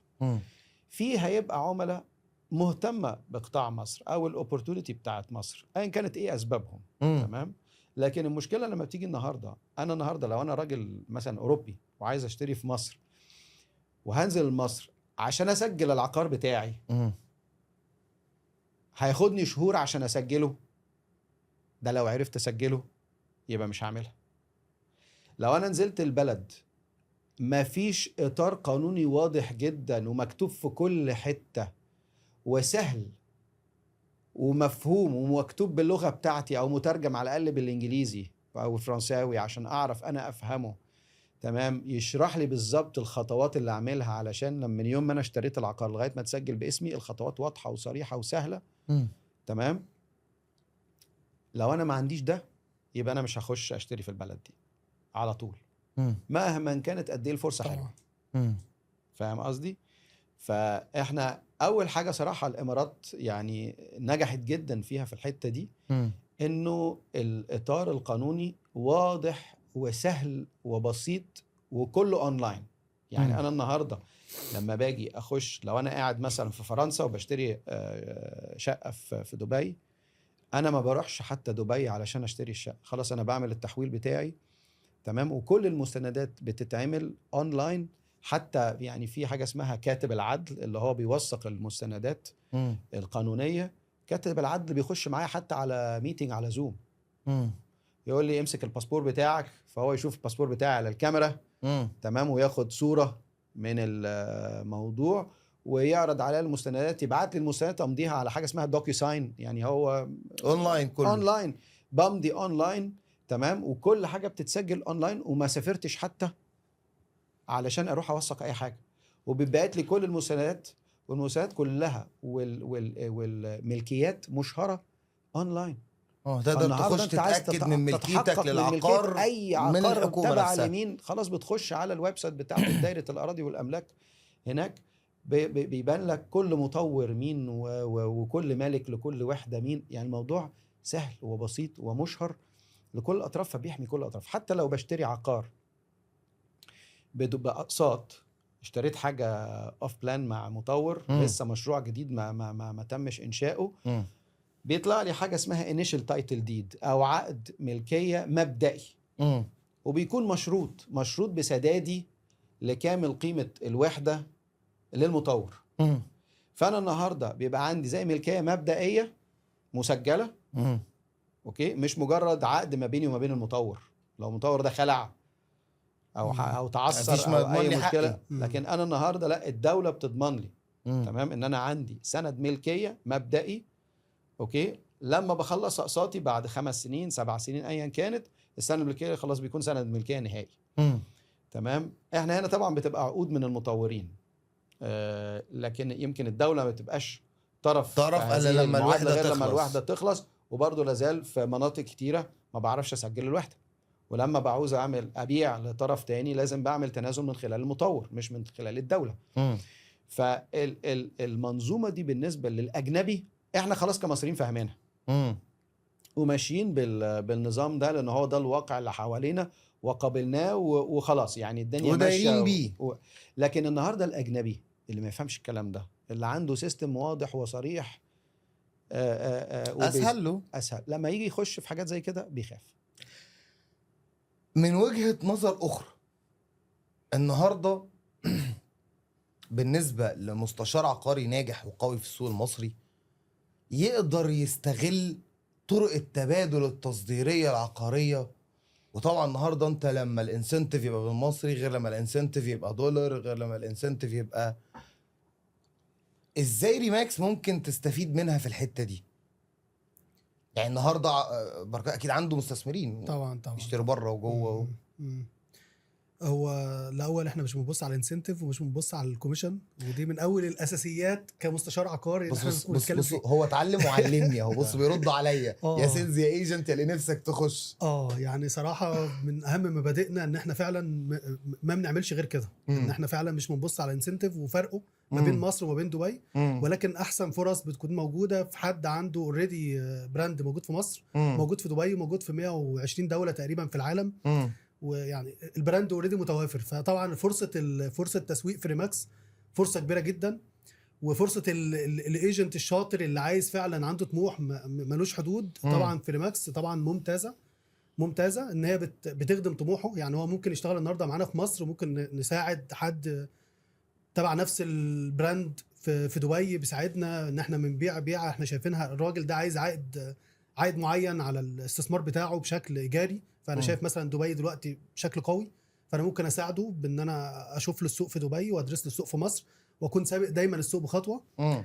فده طبعا حاجه جامده جدا في ريماكس، وحاجه بتساعدنا ان احنا بتساعدنا يعني ان انت احنا نشوف النهارده السوق عندك مش بس في مصر ودبي، في مم. العالم كله. ان 121 دولة. 121 هو دولة. الانفنتوري كله، كل العقارات موجوده على السي ار ام سيستم بتاعنا.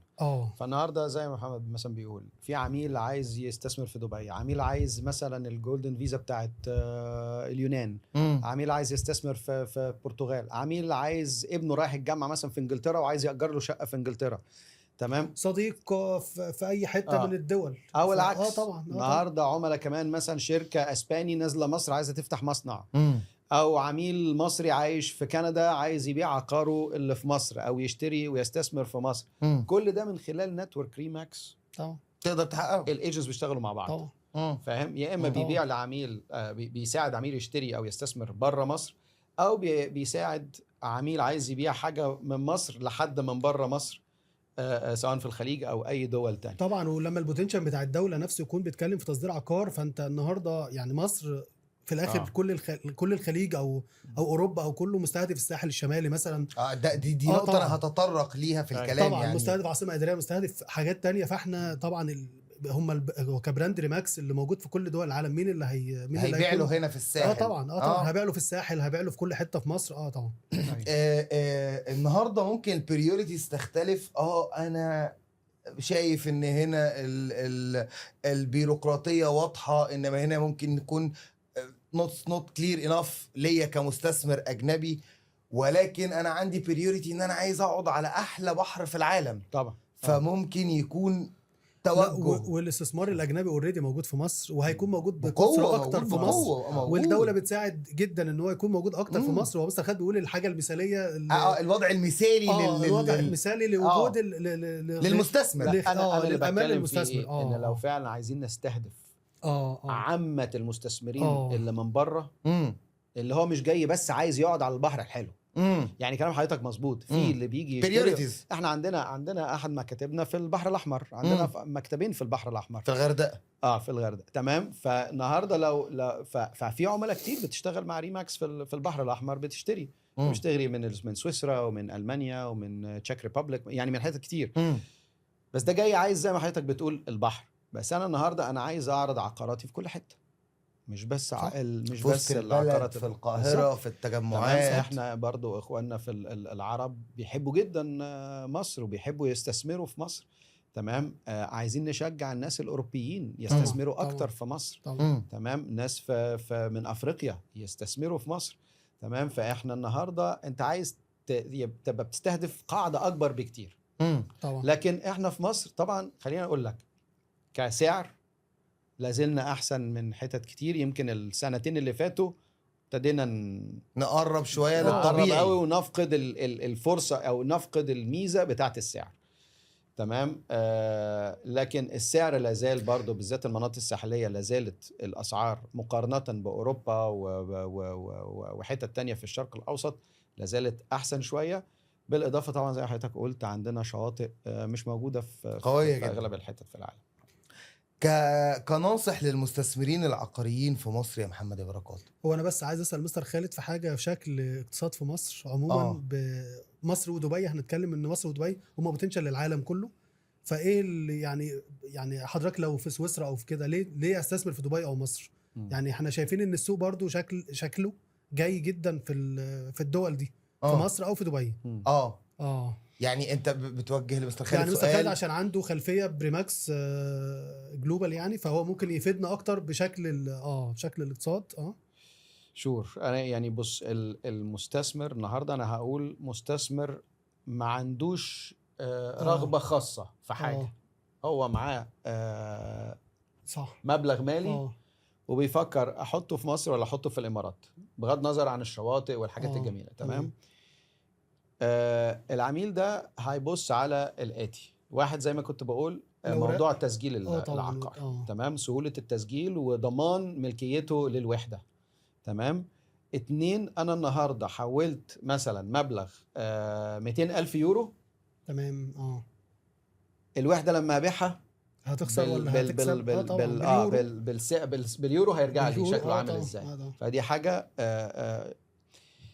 الحاجه الثالثه: اداره العقار بتاعي جوه البلد. انا النهارده مش عايش في البلد. صح. مين هيدور لي العقار؟ مين هيأجره لي؟ مين هيحصل ايجارات؟ مين هيعمل لي الصيانه بتاعته ويحول لي فلوسي؟ صح. يعني سهوله تحويل الفلوس بتاعتي ده لو بغرض استثمار طبعا. انا بتكلم كان النهارده مستثمر. طبعا. تمام. مستثمر. تمام. مين هيحول لي ازاي الفلوس بتاعتي على بلدي؟ يحول لي يورو لحسابي في البنك، لان انا النهارده استثمرت في مصر او استثمرت في الامارات، فانا عايز عائد مادي. يوم ما اجي ابيع، مدى سهوله البيع، تمام، وقيمه البيع، وفي نفس الوقت هعرف اخرج فلوسي بسهوله ولا لا. بالاضافه الضرايب.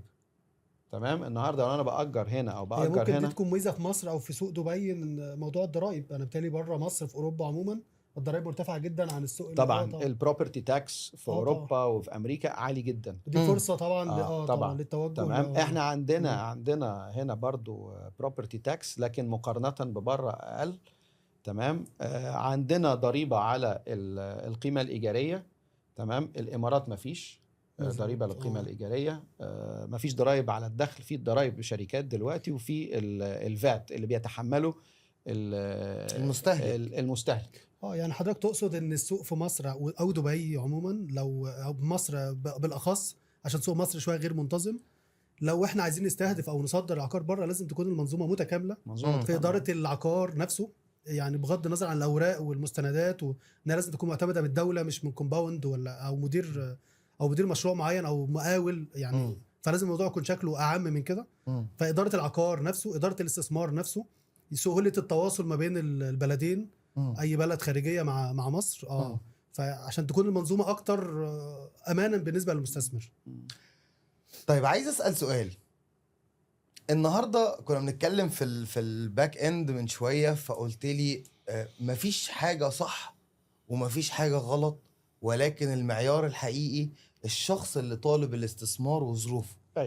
وهو ده اللي احنا بنعتمد عليه، سواء كان في الفرانشايزز بتاعت ريماكسز او ده الصح، اني ما بقاش بحدد لحد وجهه معينه وده الصح فيه. بتحسبها ازاي؟ بتشوفها ازاي؟ بتحاول تصنف المستثمرين ازاي؟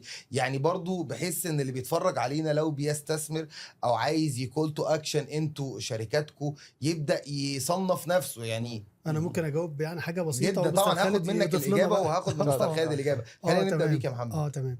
هو احنا بنصنف المستثمر عموما، هو يعني مستر خالد قصده ان مفيش حاجه صح جنرال. يعني ما ينفعش نتكلم ان الاحسن في الاستثمار المنطقه دي، لان هو في نيد عميل واحد بشكل واحد باحتياجات واحده. فانا حد بيحب القبلي مثلا، حد تاني بيحب البحري. انا بحب المكان بتاعي يكون فيه خدمات كتير، حد تاني لا بيحب المكان بتاعه يكون كذا. فالمفروض ان انا بساعد كمستشار عقاري بقى، كان بتكلم كايجنت او مستشار عقاري، المفروض بساعد العميل ان انا في الاخر بعرف احتياجاته بشكل ان انا افهمه. هو ممكن ما يكونش عارف يوصلني احتياجاته كويس، لان هو في الاخر حد بالنسبه لي هو عمي في العقارات. هو مش مذاكر كويس وبالنسبه له عايز يشتري حاجه في خلال 20 يوم 15 يوم، فانت لازم تنكشه. وعايز يشتري حاجه ومعاه فتره 15 20 يوم، فما عندوش وقت بقى انه يدرس السوق كامل في فتره طويله. ما عندوش وقت. فانا بوفر له كل الوقت وكل المجهود ان انا بعرف وبتكلم معاه، بعرف احتياجاته، وبحاول بقى ايه اديله اكتر من خيار في نفس الاحتياج بتاعه. ده بشكل المستشار العقاري. ولكن بقى بشكل كسوق كامل، ان انا باحتياجات سوق معين في طلب دي. طبعا مستر خالد كلامه صح. مفيش حاجه اسمها انا شايف المستقبل سيدي احسن، انا مش شايف العاصمه احسن. طب احسن لمين؟ طب انا شايف الشيخ زايد احسن، طب احسن انا ساكن في مدينتي، فانا ليه الشيخ زايد احسن ليا؟ مش احسن ليا طبعا ولا حاجه. يعني يا فيها فرصه استثمار، ولكن انا بالنسبه لي انا شايف استثمارات قريبه مني احسن. اه ريماكس موديل بقى. بص انا هقول لك بتجاوب على الحتة السؤال دي. ده ازاي؟ بص برضه هقول يعلق لك عليا بشكل عام النهارده المستثمر اللي بيستثمر في عقار لازم طبعا الشخص اللي بيقوده في المشوار ده لازم يسأله أسئلة كتيرة عشان يفهم فعلا أهدافه. وساعات العملاء ما بتبقاش هم نفسهم ما بيبقاش الدنيا واضحة معاهم قوي، ما عندوش توجه واضح، لكن لما بيتسأل له السؤال من حد محترف صح تمام تنور عنده يبتدي لمبة. تنور عنده أسئلة حاجات محددة ومعروفة ان هو صح. يعني انا مثلا هديك اكزامبل مثلا انا مثلا يجي مثلا عميل يقول لك انا عايز استثمر في عايز اشتري بروبرتي في اي مشروع جديد استثمار. تمام، انت الاستثمار ده احتمال تسكن فيه؟ لو قال لك احتمال اسكن فيه غير خالص لا انا مش هسكن فيه، لان لو هو هيسكن فيه يبقى هتيجي حته بقى اللايف ستايل اللي هو بيدور عليه. طب كام بنت؟ يمكن تبقى هي اللي تبقى طاغيه الكي. اكتر ما انت عايز عائد على الاستثمار بتاعك شكله عامل ازاي.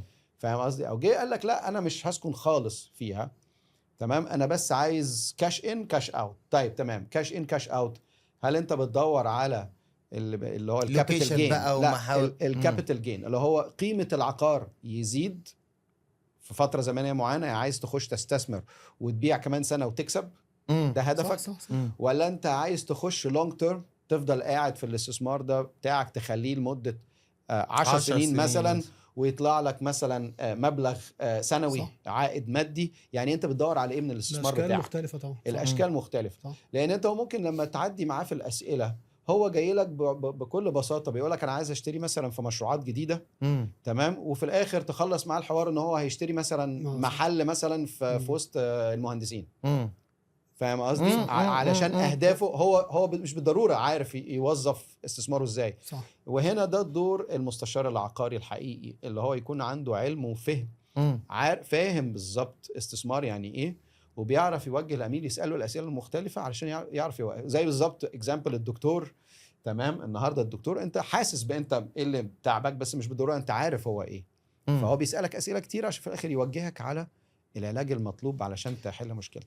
عايز اخش شويه حته ان ادفانس. انا كسيلز ايجنت بقى هشتغل، وشركه البروكرج اللي انا داخل فيها هي فرانشايز فريماكس. ايه اللي انا متوقع اتعلمه بقى كله؟ طيب شوف، هو اول حاجه مهم برضو ان اوضح لك ونوضح لاي حد بيتفرج على الحلقه دي انه الايجنت في ريماكس هو شخص مش جاي يشتغل موظف ياخد مرتب صغير وعليه مواعيد عمل من 9 ل 5 وتارجتس تتحط عليه والكرباج والخرزانه شغاله. مش ده موديل ريماكس خالص. موديل ريماكس هو خاص بالناس اللي حابه تبدا برايفت بزنس لنفسها في مجال التسويق العقاري، تمام، لكن مش عايز يفتح مكتب وسجل تجاري ويبقى عليه بقى إدارة شركة وضرائب وحسابات وإدارة موظفين. ده بروسبكتيف السي او بتاع شركة البروكرج. لا انا بكلمك دلوقتي على الايجنت. الايجنت اللي بيدور على هو بزنس اونر نفسه. الايجنت بزنس اونر نفسه.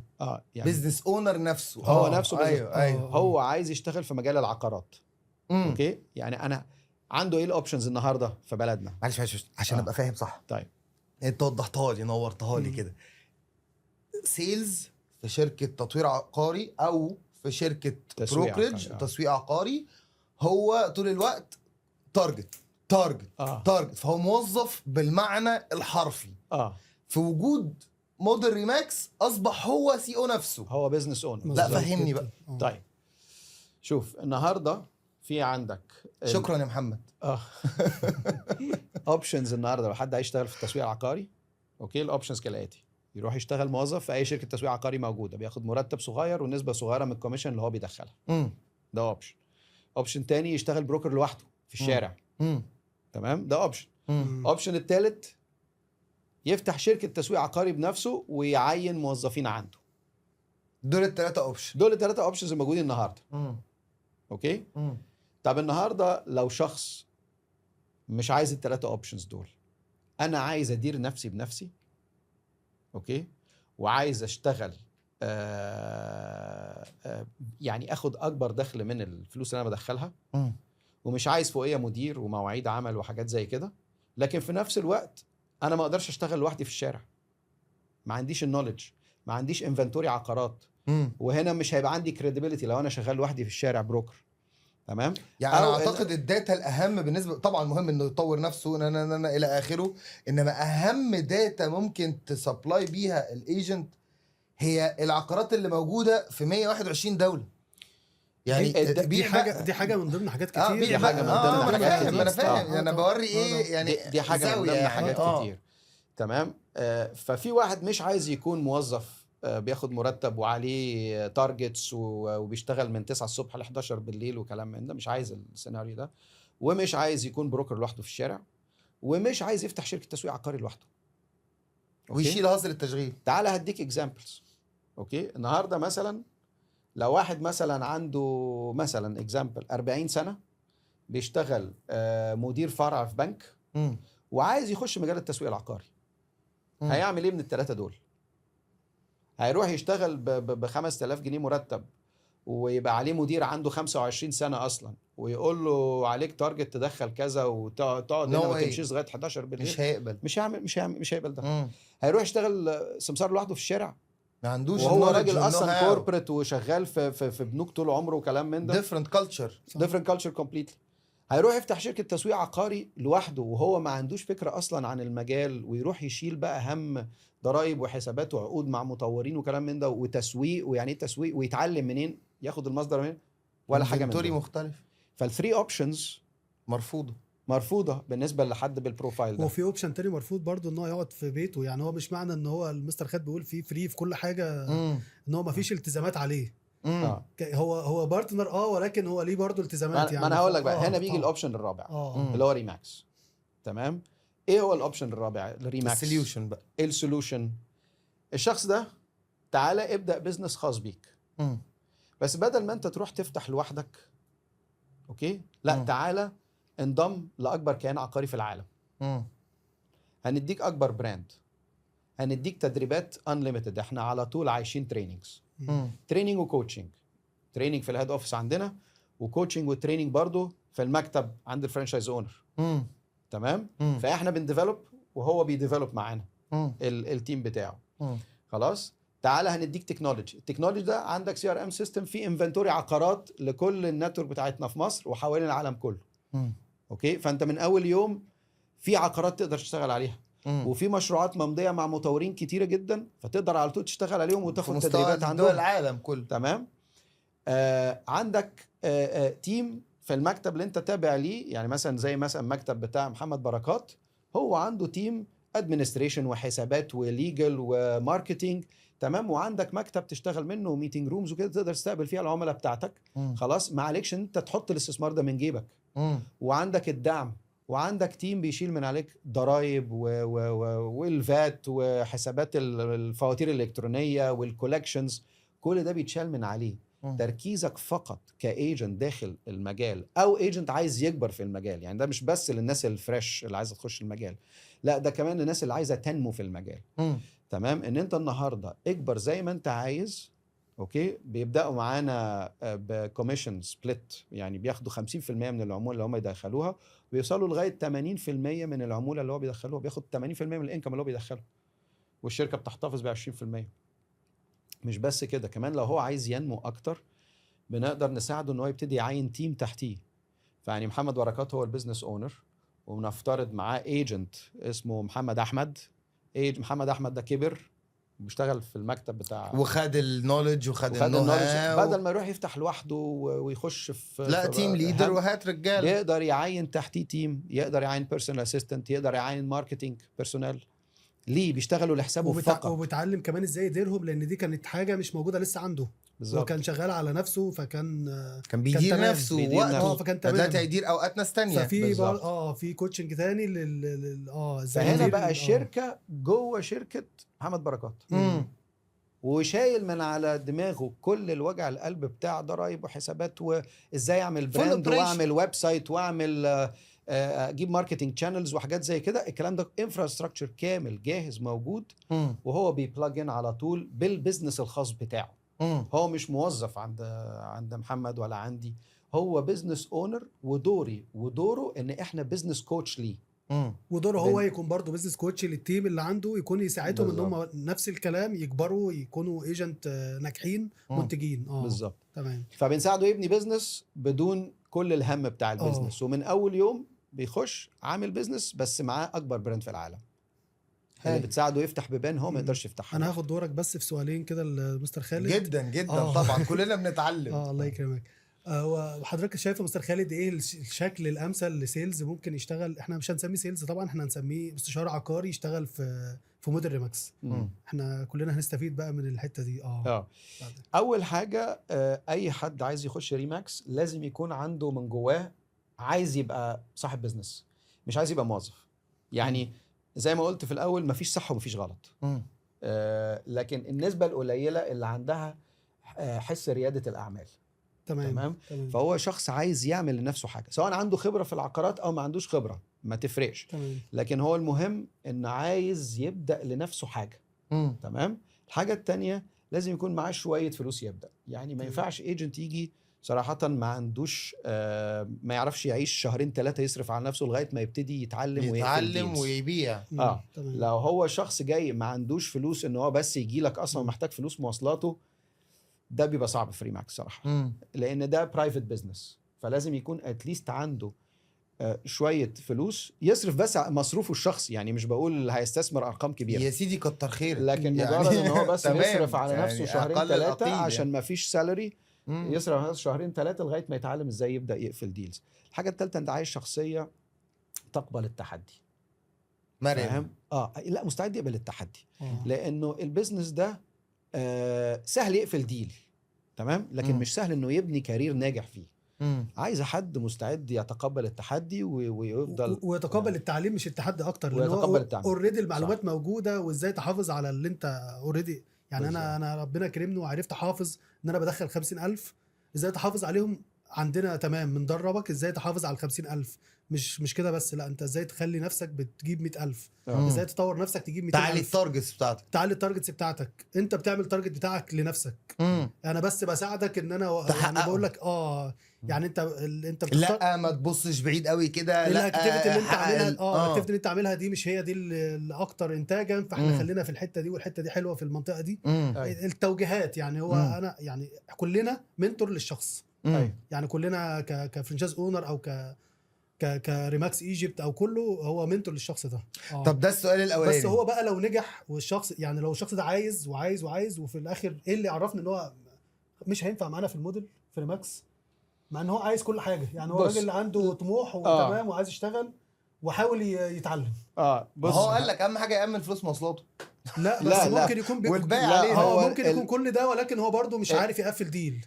لا مش عارف. بص مش عارف يقفل ديل دي زي ما انت عارف محمد، من الكوتشنج ميثودولوجي بتاعتنا، من طرق الكوتشنج، انت بتعرف واحد عايز ولا مش عارف. صح.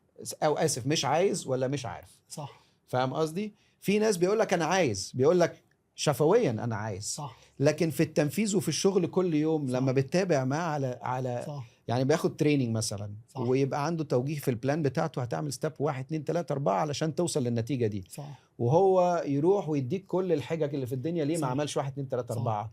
ما انت لا هو مش عايز مش هتعرف تساعده. يعني وحاجه ثانيه مثل خالد برضو، هو ممكن يكون في ناس بتعرف تحفظ كويس وبتعرف تذاكر كويس، ولكن هو مش فاهم.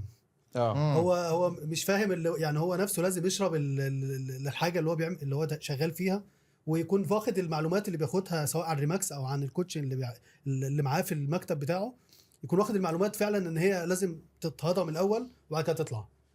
في مقولة شهيرة جدا بتقول ان people buy from people they like. الناس بتشتري من صح. الناس اللي بتعجب بيها. صح. يعني ده سؤال تاني بقى وده مهم جدا. ليه ريماكس مهتمة جدا بالبيرسونال براندنج بتاع الشخص الايجنت اللي في ريماكس؟ طيب النهارده يعني هربط السؤالين ببعض. تمام تمام. في اي بزنس خدمي اي خدمه بتقدم لعميل، مسوق عقاري، دكتور، محامي، المهن دي تمام. اوكي معتمده على امكانيات الشخص وثقه الناس تحديداً. فيه. صح. تمام. النهارده انا لو عرفت محمد بركات، ومحمد بركات اداني خدمه محترمه وكان امين معايا وخايف على مصلحتي، وباع لي مثلا، لو انا ببيع مثلا وحده، باع لي الوحده دي بسرعه باعلى سعر، وكان راجل امين وبيعمل فولو اب كويس جدا، صح. انا هشتغل معاه تاني. ولو صح. جه اخويا عايز يبيع هقول له محمد بركات، ولا جه صح. فلان هقول له محمد بركات. صح. صح. زي بالظبط الدكتور، النهارده الدكتور لما بيبقى شاطر هو بيجيب عملاء ويبني البايب لاين بتاعه من صح. العملاء، من الورد اوف ماوث والسمعه. مم. تمام. مهنه الوسيط العقاري او الوكيل العقاري كده بالظبط، معتمده على سمعته. وحته people buy from people they like it's very true. اي حد فينا النهارده انت بتشتري الشخص الاول قبل ما تشتري هو بيبيع لك ايه. لا لعلمك انا بياع برضه في حتتي، يعني اكيد انا برضه ببيع حاجه ما، فبحاول استشف ما هو انت من اقوى بياعين يعني قاعدين انت بتبيع قدامي بصراحة كونتنت. يعني. ما هو انت طبعاً. بتبيع كونتنت. Yes. المشاهد بتاعك لو ما حبكش انت شخصيا مش هيسمع. مش هيسمع الكونتنت بتاعك. فاهم؟ فهي كده، هي دي سايكولوجي عامه في اي قطاع. طب التخوف بقى موجود، هو الراجل تمام وعمل نفسه بيرسونال براندنج وراجل بقى مشهور وشاطر وكده، ففي تخوف عند الشركه نفسها. طب ليه ما يبداش خلاص هو ياخد البيدج بتاعته اللي عملها ويبدا يشتغل هو ويعمل بورتفوليو عملاء خاصين هنا بيه ويطلع بره ريماكس؟ بتتكلم من وجهه نظر التخوف. لفرانشايز. انا واثق كل الثقه في ان هي كلها مبنيه على بني ادم، على شخص، فلازم يكون فعلا الشخص كامل من كل حاجه، من معلومات، من بيرسونال براندنج، شكله حلو، لبسه حلو، اسلوبه حلو، بيعرف يتكلم، دخله كويس، يعني كل المقومات الممكنه لشخص ممكن يبقى ناجح. فيه. لازم تكون موجوده في الشخص، يعني او شخص بيزنس اونر لازم تكون موجوده في الايجنت. انما السؤال بقى فين؟ يعني تخوف مش عندي، ولكن هو موجود في الاخر. هو بيقول لو نجح في السوق، لو اللي ما يخليهوش يسيبني، اللي بيخليش يسيبني ويروح يفتح شركه. ويروح يفتح شركه تاني. سؤال كويس.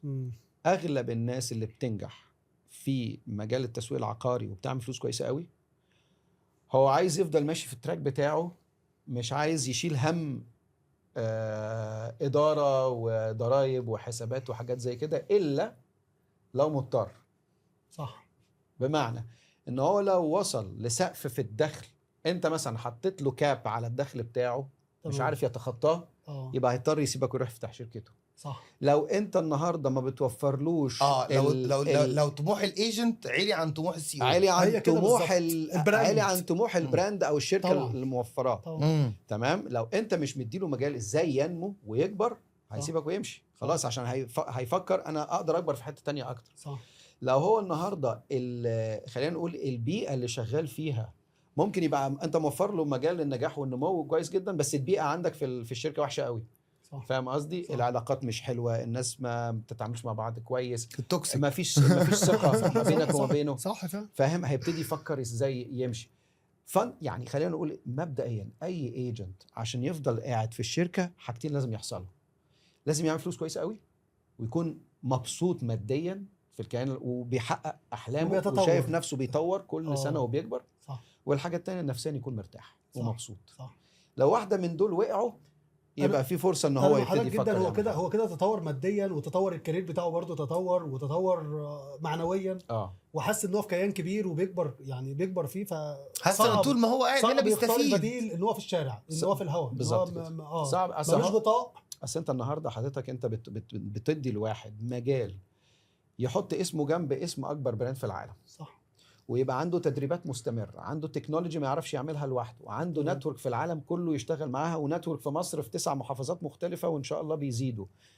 الكلام ده ما يقدرش يعمله لوحده. تعليم مستمر. وشايل من عليه وجع قلب إداري واتش ار وتأمينات وضرايب وحسابات وكلام من ده، شايله كله من عليه، ومخليه مخصصه بس ان هو مركز في اللي هو بيحبه واللي هو متخصص فيه ومبسوط فيه، ومديله مجال يكبر فيه ماديا زي ما هو عايزه. مش بس مديله مجال، ده انت دورك ان انت تساعده ليل ونهار ازاي يكبر ويحقق حلمه. طب يعني هو ممكن يروح يسيب ده ويروح لوحده في الشارع ليه؟ يروح فين؟ ممكن سؤال، لو انا شاطر وايجنت كويس جدا وبعمل اللي عليا كويس وماشي بالهومورك بتاعي، يعني متوقع انه يكون دخل كام مثلا في ريماكس او في موديل تاني شاطر برضو في العقارات؟ بص عندنا ايجنتس، يعني مش هقول ارقام عشان انا عارف الله ارقام. اكبر الله عشان اكبر في انا agents- عارف ارقام. في ايجنتس بتزعل لما آه. لكن احنا الحمد لله عندنا ناس بتعمل ارقام اه محترمه يعني. تمام. تمام. ولكن خليني ادي لك اكزامبلز بسيطه. النهارده خلينا نقول النهارده متوسط قيمه عقار، انت الخبير العقاري، 10 مليون مثلا يعني طبعا ده لشقه طبعا متوسط غرفتين القيمة. مثلا في اغلب المناطق. في كومباوند في شويه خدمات كويسه. تمام. عادي يعني. مظبوط. يعني 10 مليون دلوقتي مظبوط. رقم Average. متوسط، حتى لو هتنزل شويه خلينا لا، نقول بس تطلع عشان شويتين، هو مش تطلع تنزل أوي شويتين. يعني. خلينا عشان نسهل بس الايه الحسبه، مظبوط. نقول متوسط. 10 مليون مم. كوميشنز متوسطها يعني هقول 1.5 مينيمم، مش هقول يعني 2.5 طبعا. هو 1.5 قليل بس ماشي. مينيمم 1.5. ماشي، خلينا نقول 1.5 كصافي بعد الضرايب هو والحاجات دي. متوسط من 2 ل 4 يعني. انا راجل مش في العقارات صح. بس ده اللي اعرفه من 2 ل 4 تقريبا. 2 ونص ده المتوسط يعني. خلينا نقول على 10 2.5. مليون جنيه في عموله 200,000 250,000 جنيه آه. وممكن اكتر. تمام. لو حاجه ريسيل بتتعمل يبقى ممكن العموله بتوصل ل 4% او 5%، لان بيبقى عموله من باير وسيلر. تمام. فانت ممكن على نفس العمل سنة حسبة صغيرة جدا. لو انت قعدت 3 شهور كسيلز ايجنت تعمل فورمنج مع كلاينتس، ليتس سي مثلا في كل شهر عملت 100 فورم مع 100 نعم. كلاينت، قفلت منهم مثلا كونفرجن 10% 5%، ملايين. ما هي بص، هي دلوقتي هي الشغلانه فعلا واقفه عليك، انت تعرف تعمل ايه. يعني انت معلش عملت شهر. يعني لو إمكانياتك مسكنا تقدر- نفسنا. آه. انا سيلز ايجنت دلوقتي 3 شهور مسكت نفسي بصرف مواصلاتي وتمام، وشغال تحت فرانشايز، تحت سي او محترم زي الراجل ده، وواخد فرانشايز محترم زي الفرانشايز ده. فبقالي الشهر زرعت فيه 100 زرعه، 100 كلاينت، 100 فكره في دماغ كلاينت، بحاول اقول لهم الصح ايه واوجههم من وجهه نظري من اللي اتعلمته من ريماكس. لو قفلت 5% 3% 1%. الارقام كبيره. صح. ايوه الارقام كبيره. هي كبيرة. عشان كده بقى في الافات من الناس داخله المجال ده، لان الارقام فعلا كبيره. فاهم؟ بس الكومبيتيشن كبيره جدا برضه. وحاجه يعني تانية النهارده برضه العميل صدقني. الواحد بقى عليه دلوقتي 20 بروكر بيكلموه. صح. فاهم قصدي؟ صح. فازاي انت الارقام كبيره فعلا والفرصه كبيره جدا، بس ازاي تلمع؟ ازاي تكون انت في وسط الكومبيتيشن دي منور؟ ازاي؟ ازاي بقى ده بيرسونال براندنج. طبعا ده طبعا. موضوع من اول انت الاسم اللي بتبنيه لنفسك، علاقاتك، تطويرك لنفس، تعليمك، النصيحه اللي بتديها للعميل قيمه ولا لا. انا هديك اكزامبل بسيط خالص يعني. انت كم واحد بيتصل بيك يبقى لك عقار على النهارده على كولد كولز على التليفونات؟ بالراحه 6 7 في اليوم. تليفوني شغال دلوقتي والله العظيم وانا والله وعملته سايلنت. تمام. الناس دي فعلا فرصتك ان انت تشتري عقار من واحد كلمك كده لو على انا التليفون. عايز عقار 0% برضه. 0% برضه. صح. لان انت لما هتعوز هتروح تشتغل مع حد انت تثق فيه، تعرفه، احترمت، شفت له اعلان احترمته حتى يعني صح. مش كولد كولز يعني. لا تمام. فالفكره كلها انه الاساليب، اسلوب الشغل. تمام. ازاي اعرف النهارده استقطب الكلاينت انه يشتغل معايا ويحط ثقته فيا، وازاي اكون فعلا محل الثقه دي، اكون محل الثقه، وازاي العميل اللي انبسط معايا يقول لاخوه او صديقه او صديقتها او كده عشان يجوا يشتغلوا برضو معايا، وابني اسمي في السوق اللي انا متخصص فيه. فاهم قصدي؟ في تفاصيل كتير احنا بناخدها بقى، جيرني تريننجز كتير وكوتشنج عشان نساعد الايجنسي يبنوا البايب لاين المستمر. مش ان هو يبقى دايما قاعد هاري الناس كولد كولز وفي الاخر البايب لاين بتاعه في العملاء ضعيف ومبيعاته ضعيفه. فاهم قصدي؟ لكن انت النهارده لو بتتكلم على العائد المادي، فالنهارده لو بيقفل ترانزاكشن واحده، بيعمل ترانزاكشن واحده، بيعمل فلوس في الشهر، هيعمل دخل كويس. لو انت بتتكلم 200 300 الف جنيه وبياخد 50%، او احنا عندنا فري ماكس بياخد لغايه 80% من المبلغ ده، فهيقدر يحقق دخل كويس جدا بالنسبه له. النقاش ممتع، بس خلينا نخرج فاصل ونرجع لكم. تروحوا في اي حته. ورجعنا لكم بعد الفاصل في حلقه الحقيقه هي سريعه جدا بالمعلومات، للي عايز يبقى سي او ناجح، للي عايز يدخل مجال العقارات ويتعلم ازاي يبيع ويشتري، اللي عايز يتعلم يعني ايه نجاح، مع الجميل مستر خالد سي او ريماكس والامارات، ريماكس مصر والامارات، وناصح المستثمرين مستر محمد بركات. انتم منوريني الحقيقه. الله يخليك. نرجع تاني لمرجوعنا عن البيرسونال براندنج، وقد ايه ريماكس بتهتم بالبيرسونال براندنج الخاص بالايجنتس او بالسي اوز بتوع الفرانشايزز اللي بتخش مع حضراتكم في الشغل يعني. بيرسونال براندنج وريماكس ايه العلاقه؟ العلاقة انه احنا في يعني احنا مؤمنين جدا انه علاقة العميل اللي بيشتري او بيبيع عقار بتبقى علاقة مباشرة مع الشخص اللي بيقدم له الخدمة. تمام. وانه الشخص اللي بيقدم الخدمة او الاستشارة العقارية دي شخص المفروض هو يعني ايه كل مقومات البيزنس جواه هو في الحتة بتاعت الخدمة التسويق العقاري. وبالتالي احنا زي أي مهنة، يعني المسوق العقاري زي مهنة الدكتور زي مهنة المحامي، المفروض بيبني اسمه وسمعته هو الشخصية في هذا المجال.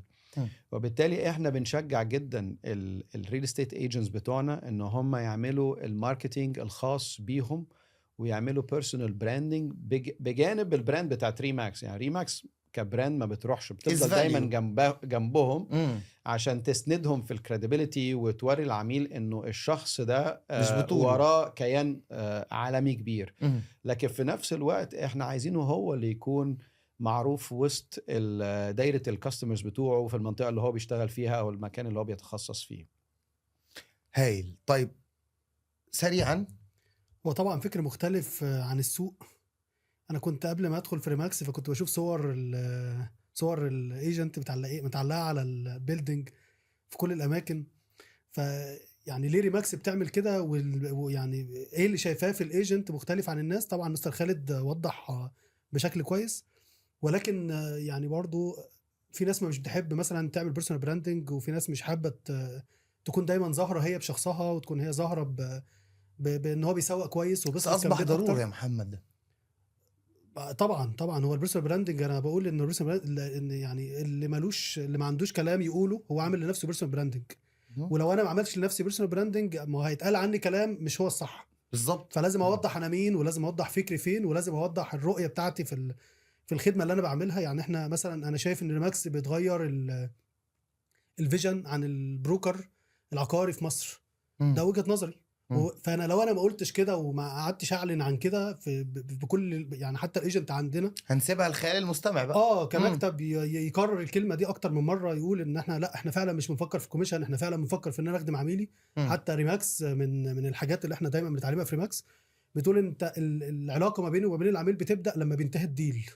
يعني ساعتها خلاص هو دخل في البورتفوليو بتاع الايجنت، وبدا العميل ده خلاص بقى حاجه يعني في البورتفوليو بتاعي، فببدا من ضمن الناس اللي برشح لها على حسب الاهتمامات بتاعته في المشاريع اللي جايه اللي انا شايف انها هتنفعه او مش هتنفعه. خلاص فاحنا انا خلاص بكون كونسلتنت معاك في اي حاجه بقى. مش لازم الموضوع يكون شغل، لا انا مش عايز، انا مش هدف ان انا اشتغل واخد فلوس بس، انا هدف ان انا اساعدك باي حاجه انت عايز تعرفها عن العقارات. حد قريبك عايز يعرف معلومه معينه عن العقارات، في تخوف معين في شكل في العقار اللي انت خدته، في اوراق معينه مع الوقت بتحتاج تخلصها، فبتسال الايجنت اللي هو شغال معاك عن الاوراق والكلام ده.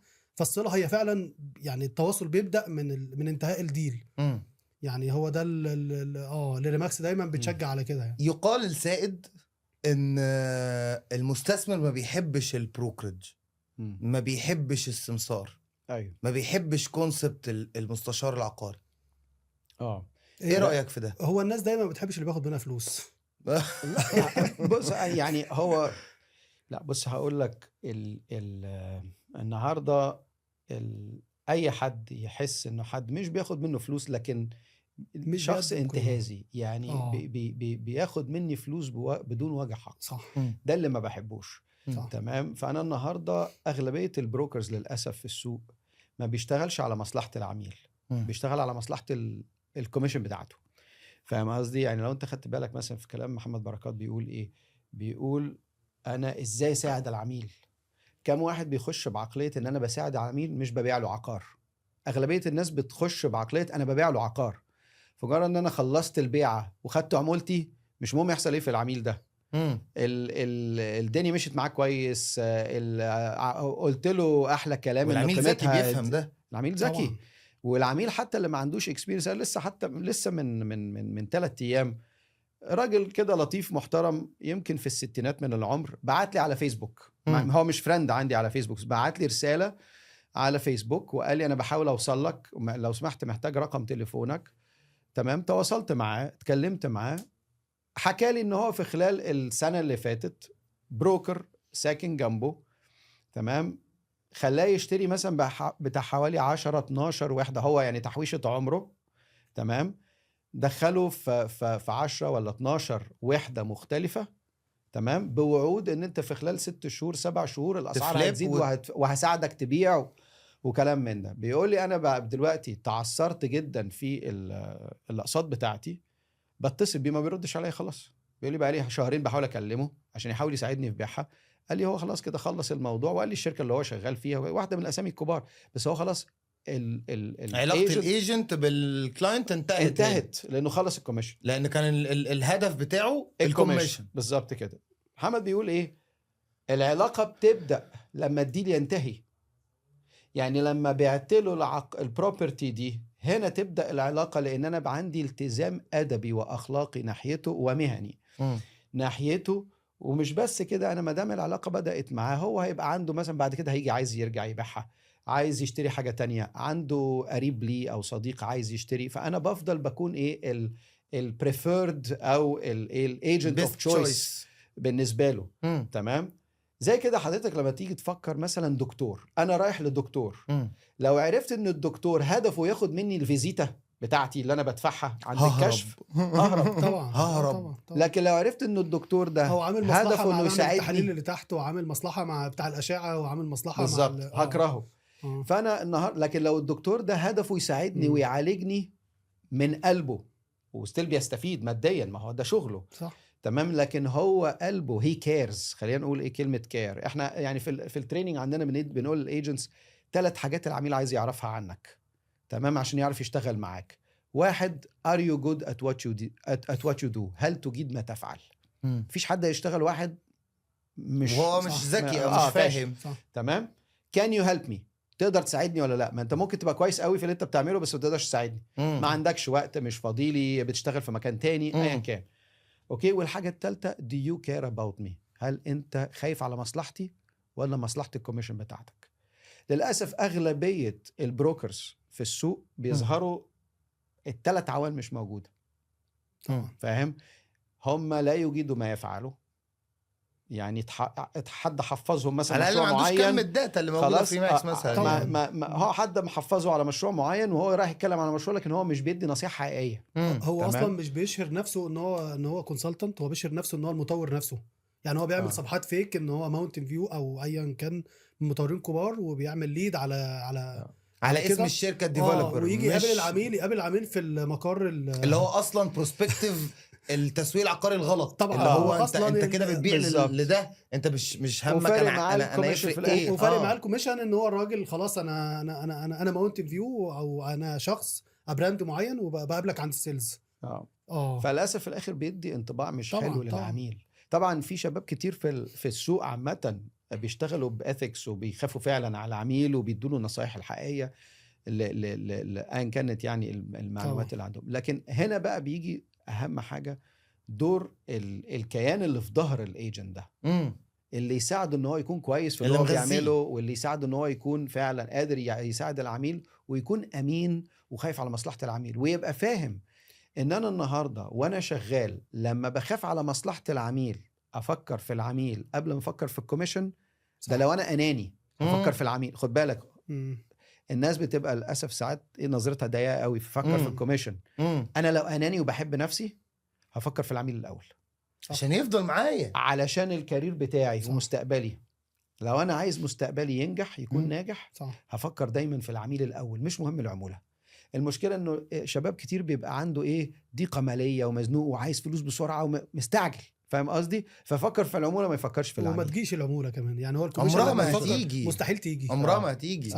يعني انا شايف ان البروسبكتيف بتاع الكلام ده مش بس يطبق في التسويق العقاري، ده يطبق على جميع اصعده البيزنسز في البيع. لو انت همك العميل ده هيمشي يتكلم عنك صح مع 1000 واحد، صح يا لهوي ده بركات ساعدني ولحقني وانقذني وعملني واضاف لي ما هو ده مع انه بركات استفاد. يعني ما هو في استفاد لازم، بس هو استفاد ايه والعميل مبسوط بالظبط. لان انا مثلا النهارده لو جيت انا النهارده عايز ابيع، عندي عقار مثلا وعندي مشكله ماليه وعايز ابيع العقار باي طريقه وباعلى سعر طبيعي، تمام، وجي بركات النهارده سوحني، اداني احلى كلام وانا شربته ومضيت وعشان انا ديسبريت، هو عارف ان انا ديسبريت ومحتاج ان انا ابيع، قام جايب لي واحد يشتري الوحده برقم تعبان خالص تمام. ويجي يبتسم لي بعد ما اخلص، هي مثلا ثمنها الحقيقي مثلا يبقى 10 مليون، جه قام جايب لي واحد ياخدها ب8 علشان هو عارف ان انا محتاج فلوس باي طريقه. وجي بعد ما خلصنا الديل بيبتسم لي ويقول لي الكوميشن بتاعتي فين؟ فاهم؟ اللي هم هو ليه حق يكرهني. صح، اللي انا جاي بطالب ب 200,000 جنيه بقى ولا 250,000 جنيه عشان انا بعت لك. طب ما انا اصلا متضرر. صح، فاهم قصدي؟ انا اصلا متضرر، ويا عالم هو عامل ديل مع الطرف الثاني ولا لا. فاهم؟ ما هو العميل هنا للاسف لما بيجي بيلاقي ناس بتشتغل معاه بالاساليب دي لازم يبقى حاسس بالضرر وحاسس ان انا مش عايز ادفع له فلوس. فهيجي يقول لي 200,000 جنيه كوميشن، هقول له لا مش هدفع اكتر من 50 وهدفع 20 او ما ادفعش خالص، لان انا حاسس ان انا خسرت اصلا في الديل ده. تمام، انت ما ساعدتنيش، انت ما ساعدتنيش، ده انت كنت طرف ثالث. انت كنت في الاول اديتني احلى كلام، لكن في التنفيذ انت وقفت يعني وقفت مع الطرف الثاني. فدي الحاجات اللي بتخلي للأسف ناس كتيرة بتتحفظ أو بتخاف من البروكرز. لكن البروكرز، الناس اللي بتشتغل في السوق لازم يبقوا فاهمين كويس جدا، والعملاء كمان يبقوا فاهمين إنه دي مهنة العميل محتاجها جدا طبعا. يعني مش مهنة المفروض تتعامل كده المعاملة السهلة العبيطة إن أي حد يجي يخش ويشتغل بروكر وبتاع. لا، ده النهاردة العميل بيشتري أغلى منتج في حياته، دي ممكن يبقى الديل بتاع العمر يعني، وتحويشة عمره، تحويشة العمر، وممكن هي دي البروبرتي الوحيده اللي بيشتريها في حياته. هو ممكن اصلا يكون مقترض علشان يجيب الوحده بتاعته. كمان ممكن يكون عامل حساب ان هو هيقبض مرتبه هيزيد كل سنه 20% عشان يعرف يكفر الاقساط المتبقي، يبقى شقته اللي هيتجوز فيها. فهو مش حلم، هو حلم وممكن يكون محور حياته. زي الراجل اللي كلمني، اللي كلمني ده من كام يوم، هو بيقول لي ده فلوس شغلي كله. صح. والراجل ورطني وبيقول لي انا مش عارف اسدد الاقساط، شقه 30-40 سنه شغل مثلا. لا وكمان المفروض عقود المطورين بيقول لو كنسل العقد وما سددش بيتخصم عليه 10% من قيمه الوحده. طب هو اصلا دافع 10% كل الحكايه في ثمن الوحده، ما بين 5% دفعه مقدمه و5% اقساط، هو دافع 10% من راحت عليه. فلما تروح ده كده تحويشه عمره، راجل حاجه و60 سنه تحويشه عمره راحت لو المطورين دول بدأوا ان هم يفسخوا عقود معاه. هو بس هو مش عارف يسدد. مع احترامي برضو مستر خالد، هو الشخص نفسه برضو عنده مشكله، يعني هو يعني العميل نفسه الكلاينت هو عنده مشكله ان هو ما فكرش كويس وما شغلش دماغه بامكانياته وعمل تحول الاختيار. لا بس هقول لك حاجه في الحته دي معاك الى حد ما، لكن النهارده انا لما بروح لشخص هو المحترف مش انا، يعني زي ما انا اروح النهارده للدكتور صعب الدكتور ده هو المفروض الاستشاري الطبي ليا، مش انا المحترف اللي انا ابقى فاهم، مش عارف اقيم بس حضرتك عليك برضو واجب ان انت بتعرف تتخير بجد الشخص ده من طريق حاجات كتير. صح، ما انا جيت مثلا انت لو انت صديقي وبثق فيك وقلت لك مثلا عايز دكتور يساعدني، فهتقول لي مثلا محمد غريب راجل هايل روح له، فانا على اساس هروح واثق. صح تمام. صح. لو هو راح لبسني في الاخر في الحيطه. صح ما في صح. ممكن طبعا كلامك مظبوط الى حد كبير، انك تستحسن ان انا ممكن اسال 1 و2 و3 استحسن تمام. بس في الاخر ده ما يشيلش مسؤوليه الايجنت اللي اشتغل معاه. لا طبعا تمام. يعني ما اقدرش اقول انه الراجل ده ما عليهوش مسؤوليه طالما العميل ما سالش مره و2 و3. لا، عليه مسؤوليه كبيره جدا. فاهم؟ الايجنت هو اللي عليه المسؤوليه في الاساس. طبعا الكلام ملوش نهايه وممتع الحقيقه، وعمالين نسترسل في الكلام والواحد مش عايز الكلام يخلص يعني. ولكن استاذ خالد، حضرتك قيمه في مجال البيزنس عموما، وقيمه اكبر في مجال التطوير الشخصي والذاتي للشباب، وقيمه اكبر واكبر في مجال العقارات اضافه الحقيقه. لو هننصح الشباب الجونيورز اللي لسه بتبدا مطلوب منه ايه عموما، او لو هيخش ريماكس مطلوب منه ايه في المجال العقاري؟ مطلوب منه يكون عامل ازاي، شخصيته، طريقه تفكيره، الفيجنز بتاعته، اهدافه اللي على المدى في القريب. المجال العقاري ولا يعني في البيزنس عامة؟ في البيزنس يليها المجال العقاري. اوكي طيب، ايا كان في البيزنس او في المجال العقاري، انا بشوف يمكن ممكن تبقى المبادئ واحدة. اولا كل شخص لازم يبقى عارف انه النجاح جواك انت. مفيش حد هيخليك تنجح غيرك. احنا كلنا بنتولد في الدنيا دي، بنيجي لوحدنا وهنمشي لوحدنا، تمام، والمشوار كله احنا ماشيينه لوحدنا. لما بيبقى معايا زوجتي، معايا اصحابي، معايا اهلي، دي كلهم ناس بتساعدني، بيدوني دعم، بيدوني دفعة معنوية. لكن في الاخر انا انا الشخص الوحيد اللي باخد القرار. اللي هساعدني ابقى ناجح، صح. او انا الشخص الوحيد اللي هكون العائق على نجاحي. أوكي. او هنقذني لو وقعت. بالظبط. يعني هينقذ نفسه لو وقع، برضه هو نفسه اللي هينقذ نفسه. بالظبط. آه. فده اول نقطة. فالحاجة التانية، ما افضلش ابص على كل الظروف الوحشة واقول ما ينفعش عشان كذا وكذا وكذا وكذا وكذا. الدنيا مليانة فرص، وفي أسوأ الظروف ايا كان الظرف انا عايز اضيف هنا مليانة كلمه. فرص. انا من وجهه نظري اه ان احلى الفرص في احلك الظروف. بالظبط. والله لا انا متفق معاك. يعني في مم. اظلم اوقات بتمر اقتصاديا او بيطلع فرص. بتتولد صح. احلى فرص. صح. بس في الاخر الفرص او المشاكل دي كلها مسألة يعني ايه نسبية. انا شايف ايه، دي حقيقة. كلها معتمدة عليا. انا شايف فرص وعناية منورة واكسايتد على الفرص، ولا انا قاعد باصص على المشاكل ومالي نفسي احباط ومالي دماغي بافكار الفشل. الله يا مستر خالد. اوكي، دي الحاجة التانية. الحاجة التالتة ان لازم اي حد يبقى عارف انه النجاح مشوار.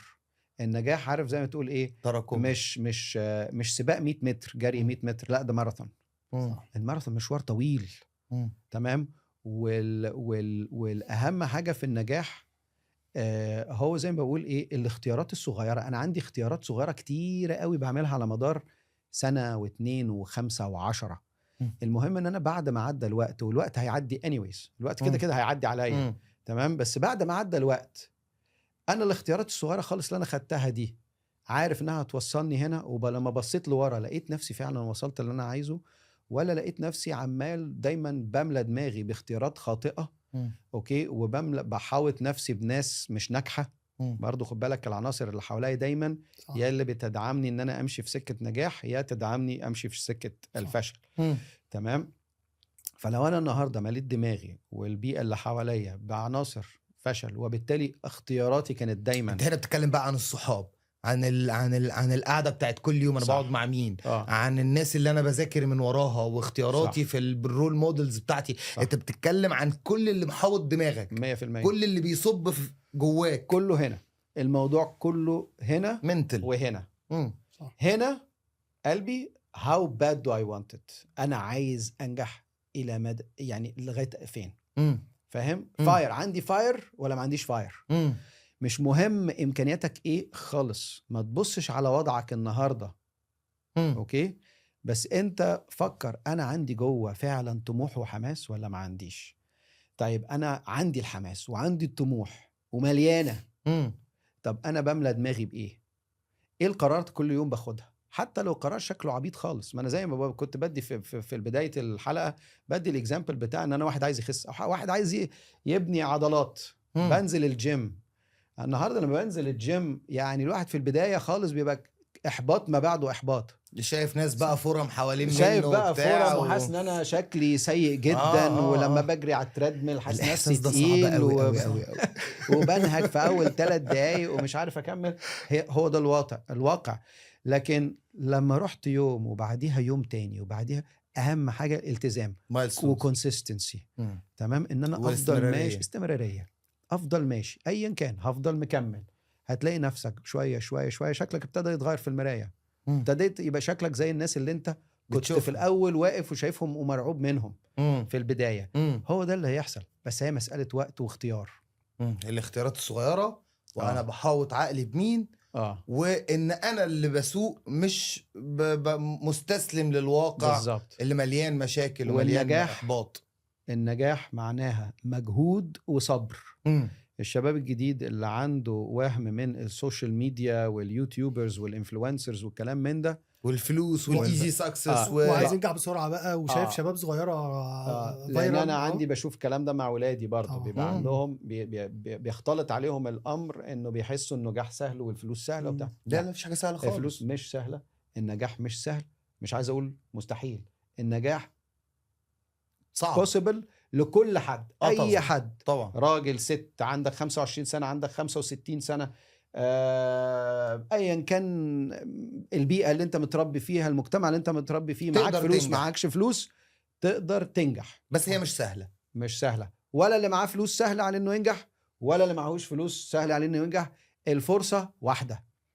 ممكن الشخص اللي عنده امكانيات ماديه وعلاقات، الدعم اللي حواليه والسيستم اللي حواليه يدفعه اسرع، لكن ده مش معناها ان الشخص اللي ما عندوش الامكانيات ما يقدرش برضه يوصل. هياخد وقت اطول بس ممكن يوصل، لو ده شغال. والوقت الاطول هيكون حافز ليه اكتر ان هو يوصل.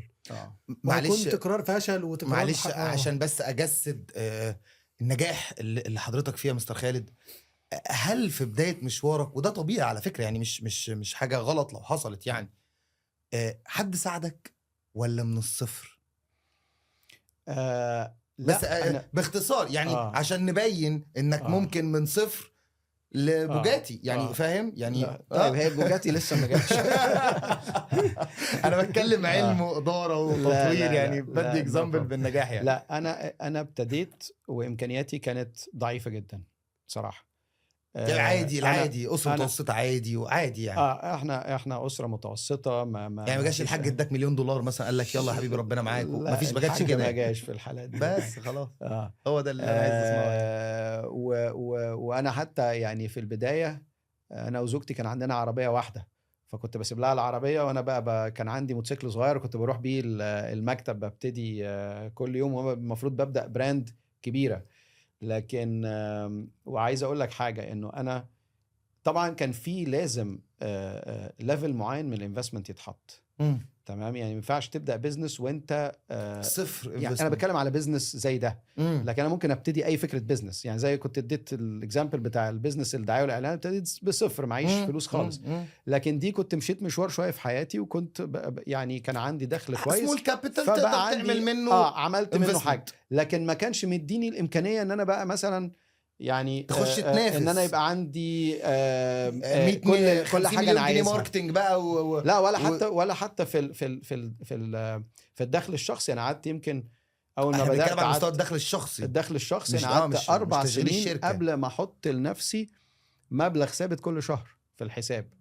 4 سنين بصرف على الشركه الاول، ولو فات حاجه باخدها، ما فاتش حاجه خلاص انا طبعا كان بيأثر على بيتي وعلى ده بعد ايه يا ولاد؟ يعني لو سمعتوا الكلام في بداية الحلقة خالص، الراجل ده كان وصل لانه بقى CEO ريجنال في شركة طاقة ومعدات ميكانيكية ومجال يعني كان فاينانشلي مرتاح، كان قادر كل شهر يخش بيته رقم ثابت محترم جدا. ده CEO يعني مش مركز بسيط في الشركة. ولما حصل الترن استحملت واتضغطت. لا، ما انا كمان صرفت الفلوس بقى اللي كلها كانت معاك، صرفت اللي كان معاك واستحملت واتضغطت انت واللي معاك كمان. بالظبط. يعني صحيح، لكل رجل عظيم امرأة عظيمة. احنا من هنا بنوجه التحية لزوجة الأستاذة خالد بصراحة يعني. ده اكيد. طيب مستر محمد، انت بتتعامل مع كثير من المستثمرين وكثير من يعني ايه، مع شقى العمر. لو عايزين ننصح الناس دي، ننصحهم بإيه؟ ننصحهم ان احنا ما نمشيش مع التيار وخلاص. حتى يعني العقارات طبعا في الفترة الأخيرة بقت كل اللي معاه فلوس، معاه 500,000، معاه $1,000,000 بيحط في العقارات. زي مستر خالد ما قال كده، الكيس اللي هو بيتكلم فيها ان حد دخل بفلوس ومش عارف يسد الأقساط. فالموضوع طبعا محتاج دراسة، يعني محتاج دراسة منه، كان تأني أكتر في اختيار الشخص، تأني اكتر في ان هو يعرف فعلا السوق. يعني ما انا لازم ادرس ده زي مستر خالد ما بيقول ده شقه عمري. فانا اللي عرفت اوفره ووفرته وحطيته. وبعدين وبكره وبعده. طب هو تغير الفتره اللي احنا كنا فيها 2016 مع التعويم اللي حصل، وبعد كده 2022 مع التعويم برضو اللي حصل، والنهارده 2025 الفارق كبير جدا جدا ما بين كل التغييرات. هل معنى كده ان انا ما استثمرش؟ لا، كانت في فرصه ولازم ادخل في الفرصه، بس لازم ادرسها كويس، لازم اختار كويس الشخص اللي هيساعدني ده بالعكس، ده اللي استثمر في الاوقات دي النهارده يعني النهارده استثماراته اتضاعفت، مش قال لك يعني اللي استغل الفرصه 300 400 اللي استغل الفرصه وهو مذاكر كويس كسب كويس جدا. اللي استغل الفرصه وهو سواء معتمد على شخص بس او مش معتمد على نفسه، ان هو برضه عنده هومورك ان هو لازم يدرس السوق، ما دام هو خلاص نوى ان هو يدخل في الاستثمار ده. يعني انا مش هدخل بورصه لو انا عارف المؤشرات بتاعتها كويس، وعارف الهيستوري بتاع الشخص كويس اللي انا هدخل، او البراند اللي انا هدخل معاه كويس. فكده فطبعا السوق في 2016 كان فرصه حلوه جدا للمستثمرين، برضه في نفس السيناريو اللي بيحصل دلوقتي، برضه تعويم، وبعد التعويم حصل تباطؤ في العقارات، وحصل برضه ارتخاء في العقارات، ولكن اللي استمر من 2016 لحد النهارده معاه عقار كسب حلو جدا. سؤال، فقاعة عقارية مع ام ضد؟ يعني هو في تباطؤ في العقارات وفي ركود في العقارات، والفرص بقت اصعب للي مش فاهم، وبقت ونسبة النجاح بقت مش زي الاول، ولكن طبعا في فرص دلوقتي في العقارات في السوق.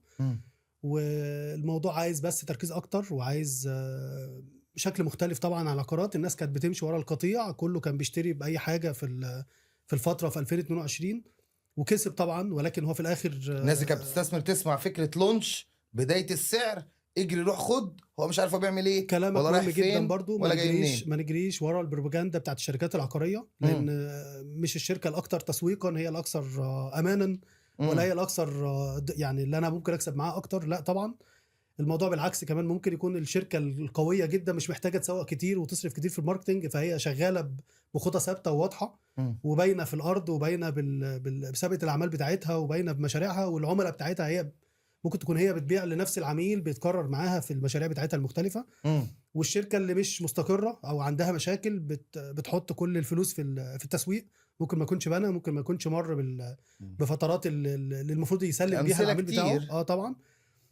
فاللي مش فاهم طبعا هيروح ورا البروباجندا، ورا الناس اللي بتجري على اللونش، وورا الكلام ده، الفيرست برايس وبتاع والفيرست برايس مش دايما كويس، ودايما هو يا فرحتي خدت فيرست برايس كويس جدا، ومفروض تسليمي كمان 3 سنين، ما استلمتش الا بعد 6. خسرت ويعني لازم ارجع، ولازم اكون صبور في الاستثمار بتاعي، ولازم احسب استثماري. هو مش الطبيعي ان الاستثمار كله في العقار يبقى شورت تيرم. هو الطبيعي ان الاستثمار العقاري اصلا لونج تيرم اصلا يعني هو شورت تيرم في العقار ده حاجه فيها ريسك جامد جدا، حاجه نادره من النوادر، والمضاربه عموما يعني في اي سوق ما يعملهاش غير المحترفين في السوق نفسه. فانا بنصح بقى المستثمر اللي لسه داخل سوق جديد، او المستثمر حتى اللي دخل سوق في 2022، يعني هو بالنسبه له النهارده بقى له 2 أو 3 سنين في السوق، مر بتجارب مختلفه، ولكن مش ده سوق العقارات المتعارف عليه. سوق العقارات المتعارف عليه ما بين بقى قبل 2016، ما بين 2016 ل 2022 في فرص، في دايما لو انت عندك فيجن وعارف المكان اللي انت هتاخد فيه، وحجم تطوير الاعمال في المنطقه، والفيجن بتاعت الدوله في نفس المكان، والطرق الموصله للمكان اللي انا هستثمر فيه، وان ندره حيثيات المشروع اللي هستثمر فيه كله، حيثيات المشروع كلها بقى. ما هو كده، هي دي دراسه كامله، وندره الوحدات اللي انا باخد فيها، هل الوحدات هتتكرر تاني؟ هل ممكن المطور نفسه يضاربني في الوحده اللي انا اشتريتها، ويرجع يعمل بعد انا باخدها منه على 10 سنين يعملها على 13 سنه بنفس البرايس؟ عوامل كتيره جدا، فلازم اكون حاطط كل الاحتمالات على الطاوله، وانا بفكر في استثمار. انا لو هلخص كلامك، فهو استحسنوا المستشار العقاري. ده لو هلخص كلامك، هو استحسن المستشار العقاري، دي حاجه مهمه جدا، ولكن ادرس، ما دام انت ناوي تستثمر وناوي دي تكون مبلغ من فلوسك موجود فيها، فادرس السوق العقاري كويس جدا، واعرف الفرص كويسه جدا، مش من شخص واحد، من اخبار بقى، تتابع اخبار جديده، تتابع تطورات الدوله، تتابع الفيجن بتاعت كل سابقه الاعمال بتاعت المطورين، تدرسها كويس. لازم يكون عندك معلومات كافيه وانت حتى وانت بتتعامل مع السوق العقاري. حقيقة أنا اتشرفت جدا جدا باستضافتكم النهاردة وأسرتونا بالمعلومات وبالخبرات الحياتية اللي إن شاء الله اللي بيسمعنا يكون استفاد وتعلم إزاي يقدر يبدأ حياته، سواء كان لو هو لسه بيبدأ حياته فعلا، ولو بينهي حياته بيحاول يلاقي فرص استثمارية أو بيدور فإزاي يختار شريك نجاحه في الاستثمارات في مجال عقاري. أنا سعيد جدا جدا باستضافتكم النهاردة. أعزائي المشاهدين، اتزان هي وزنة بين الشغل والفكر والعمل على أرض الواقع. ألقاكم على خير ولنا لقاء آخر.